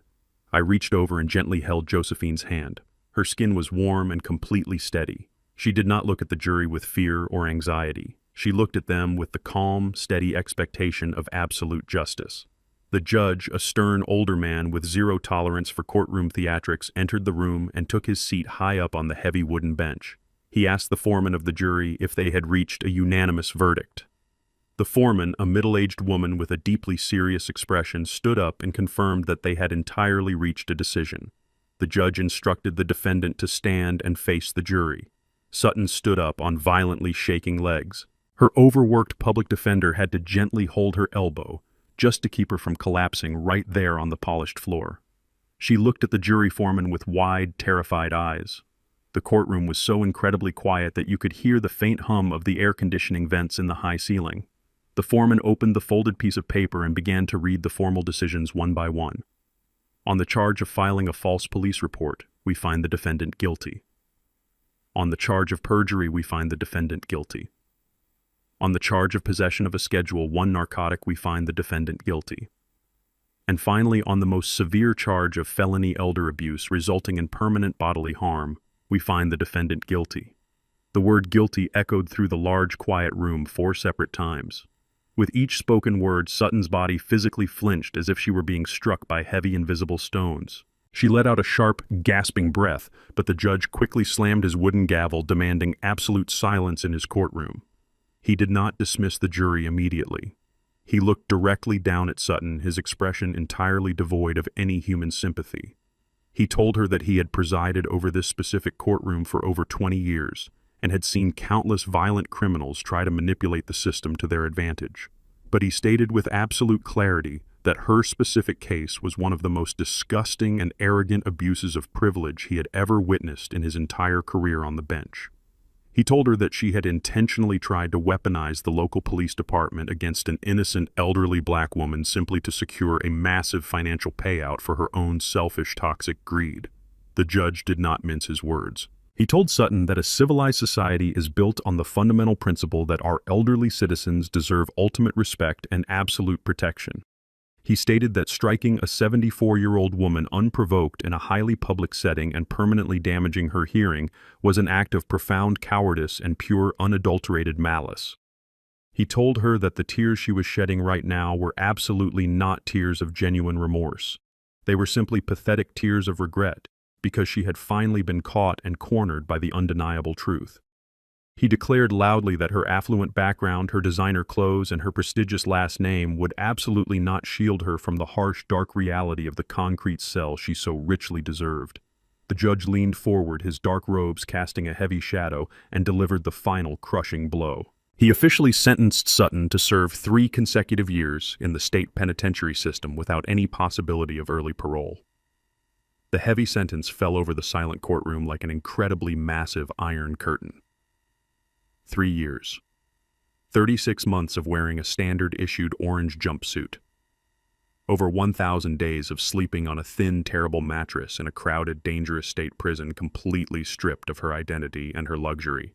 Sutton's knees completely buckled beneath her. The tired public defender could no longer hold her up, and she dropped heavily into her hard wooden chair. Then the sheer, absolute panic finally consumed her entirely. 2 large, uniformed bailiffs stepped forward from the dark shadows holding heavy, solid metal handcuffs. As they grabbed her arms to pull her up from the chair, the devastating reality of her lost freedom officially broke her fragile mind. She began to scream at the absolute top of her lungs. It was a chaotic, guttural sound of pure animalistic terror. She thrashed wildly against the strong physical grip of the armed officers, looking frantically over her shoulder toward the empty wooden benches at the very back of the room. She screamed for her father. She cried out Richard's name over and over again, begging him to use his massive wealth to stop the officers, to bribe the judge, to do absolutely whatever it took to save his precious little girl from being locked inside a cage. She screamed that she did not belong in a dirty prison and that she was a delicate, educated lady from Charleston. But her desperate screams simply echoed off the completely empty wooden benches. Richard was not there to save her because Richard was currently running in absolute terror for his own pathetic life. What Sutton did not know was that the relentless forensic accountants I had sent into his logistics company during the hostile corporate takeover had found massive, glaring discrepancies in his digital ledgers. They had uncovered 5 years of blatant tax evasion, hidden offshore banking accounts, and massive corporate bankruptcy fraud. I had immediately handed those complete financial files directly over to the federal authorities. The very same morning, Sutton walked into the courthouse to face her criminal trial. Richard and Evelyn had thrown their remaining clothes into the back of a cheap rental car and fled the state of Georgia in the dead of night. They completely abandoned their only daughter to face the merciless jaws of the criminal justice system entirely alone, while they desperately tried to outrun federal arrest warrants. The grand old money family that had looked down their noses at my son and treated my beautiful wife like a common servant had officially scattered like frightened cockroaches when the bright lights were finally turned on. They had absolutely no loyalty to anyone but themselves, and they left Sutton to pay the ultimate absolute price. The bailiffs forcefully dragged Sutton, kicking and screaming, down the center aisle of the courtroom. Her expensive shoes scraped loudly against the polished wood floor. She passed right by the front row where Josephine and I were sitting in absolute calm silence. For one brief, fleeting second, her wild, terrified eyes locked directly onto mine. She was looking at the quiet black man she had called a retired nobody, the incredibly dangerous man whose entire empire she had arrogantly thought she could easily steal. I did not smile at her. I did not gloat or offer her any final parting words of wisdom. I simply looked completely through her with the absolute cold indifference she thoroughly deserved. The heavy wooden doors at the back of the courtroom swung open, and the officers pulled her out into the bright hallway. The thick doors slammed heavily shut behind her, completely cutting off her hysterical screaming and plunging the room back into a dignified silence. The silence that returned to the courtroom was incredibly peaceful and deeply satisfying. The judge formally adjourned the court and struck his heavy wooden gavel one final time. The massive legal war was officially completely over. The criminal trial had concluded, the prison sentence was handed down, and the execution was absolute. I stood up from the hard wooden bench and gently offered my right arm to Josephine. She smiled an incredibly warm, genuine smile and slipped her hand softly through my arm. We walked slowly and deliberately down the center aisle of the empty courtroom. We did not rush our steps, and we absolutely did not look back at the defense table. We pushed through the heavy wooden doors and walked out into the bright, beautiful sunlight of the late afternoon. The crisp autumn air felt incredibly fresh and pure as we stepped onto the wide concrete steps of the massive courthouse. The heavy, toxic dark cloud that had hovered over our family since the day of that incredibly disastrous wedding had finally completely dissipated into thin air. We had successfully defended our empire, our human dignity, and our absolute peace of mind. The violent, arrogant cancer that had tried to infect our lives had been surgically and ruthlessly cut out forever. Sutton was going to spend the next 3 years sitting in a tiny concrete box, reflecting on the incredible magnitude of her own absolute stupidity.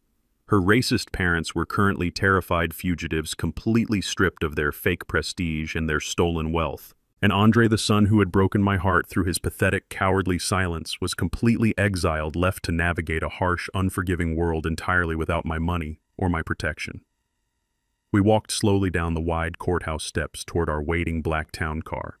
The professional driver opened the heavy rear door, and we slid into the quiet, luxurious interior. As the car pulled smoothly away from the curb, merging seamlessly into the busy, rushing Atlanta traffic, I took a long, deep breath of the cool, conditioned air. I looked over at Josephine and felt an overwhelming sense of profound, enduring love. The brutal war was finally over, but a completely new chapter of our lives was just beginning. It was time to completely restructure our entire massive legacy. It was time to look toward the bright future and establish the absolute new normal for our peaceful family entirely without the heavy burden of ungrateful children and toxic intruders dragging us down. 6 months have passed since the heavy wooden doors of the courtroom closed on Sutton's freedom. The brutal winter has melted away into a warm, beautiful spring here in Atlanta. Josephine and I are sitting on the wide wrap-around porch of our Buckhead estate. The afternoon air is thick with the sweet smell of blooming magnolia trees. I'm holding a tall glass of cold iced tea, and the condensation is dripping slowly down the sides of the glass. Josephine is sitting next to me reading a novel in the warm sunlight. Her cheek is completely healed. While she still suffers from a slight, permanent hearing loss in her right ear, the profound peace that radiates from her beautiful face more than makes up for the physical scar. Our home is completely silent. It is not the heavy, suffocating silence of a family at war. It is the deep, enduring silence of a fortress that has successfully repelled an invasion and permanently sealed its borders. We spent the last few months meticulously dismantling the old structure of our real estate empire. Since we no longer have an heir to inherit the massive fortune, we decided to completely rewrite our legacy. I called Mr. Caldwell back into my office and we drafted a comprehensive blind trust. Every single corporate asset, every commercial building, and every liquid bank account has been officially transferred into a charitable foundation. When Josephine and I finally leave this earth, our billions will not go into the pockets of ungrateful children or greedy spouses. The money will be used to fund full academic scholarships for underprivileged black students across the state of Georgia. It will be used to provide zero-interest loans to young minority entrepreneurs who are building their own businesses from the ground up. We took the immense power of our wealth and gave it back to the community that actually respects the value of hard work. We ensured that our legacy will build futures instead of funding arrogance. As I sit on the porch taking a slow sip of my iced tea, I hear the loud, rumbling sound of a heavy diesel engine approaching the property. I look down the long, winding cobblestone driveway. A large, battered delivery truck slowly pulls up to the heavy wrought iron gates and comes to a complete stop. I set my glass down on the patio table and watch closely. The heavy metal door of the delivery truck slides open.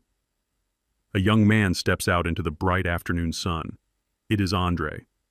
He is not wearing a bespoke Italian suit. He is not wearing an expensive imported watch or designer leather shoes. He is wearing a faded brown uniform shirt that is stained with dark patches of sweat.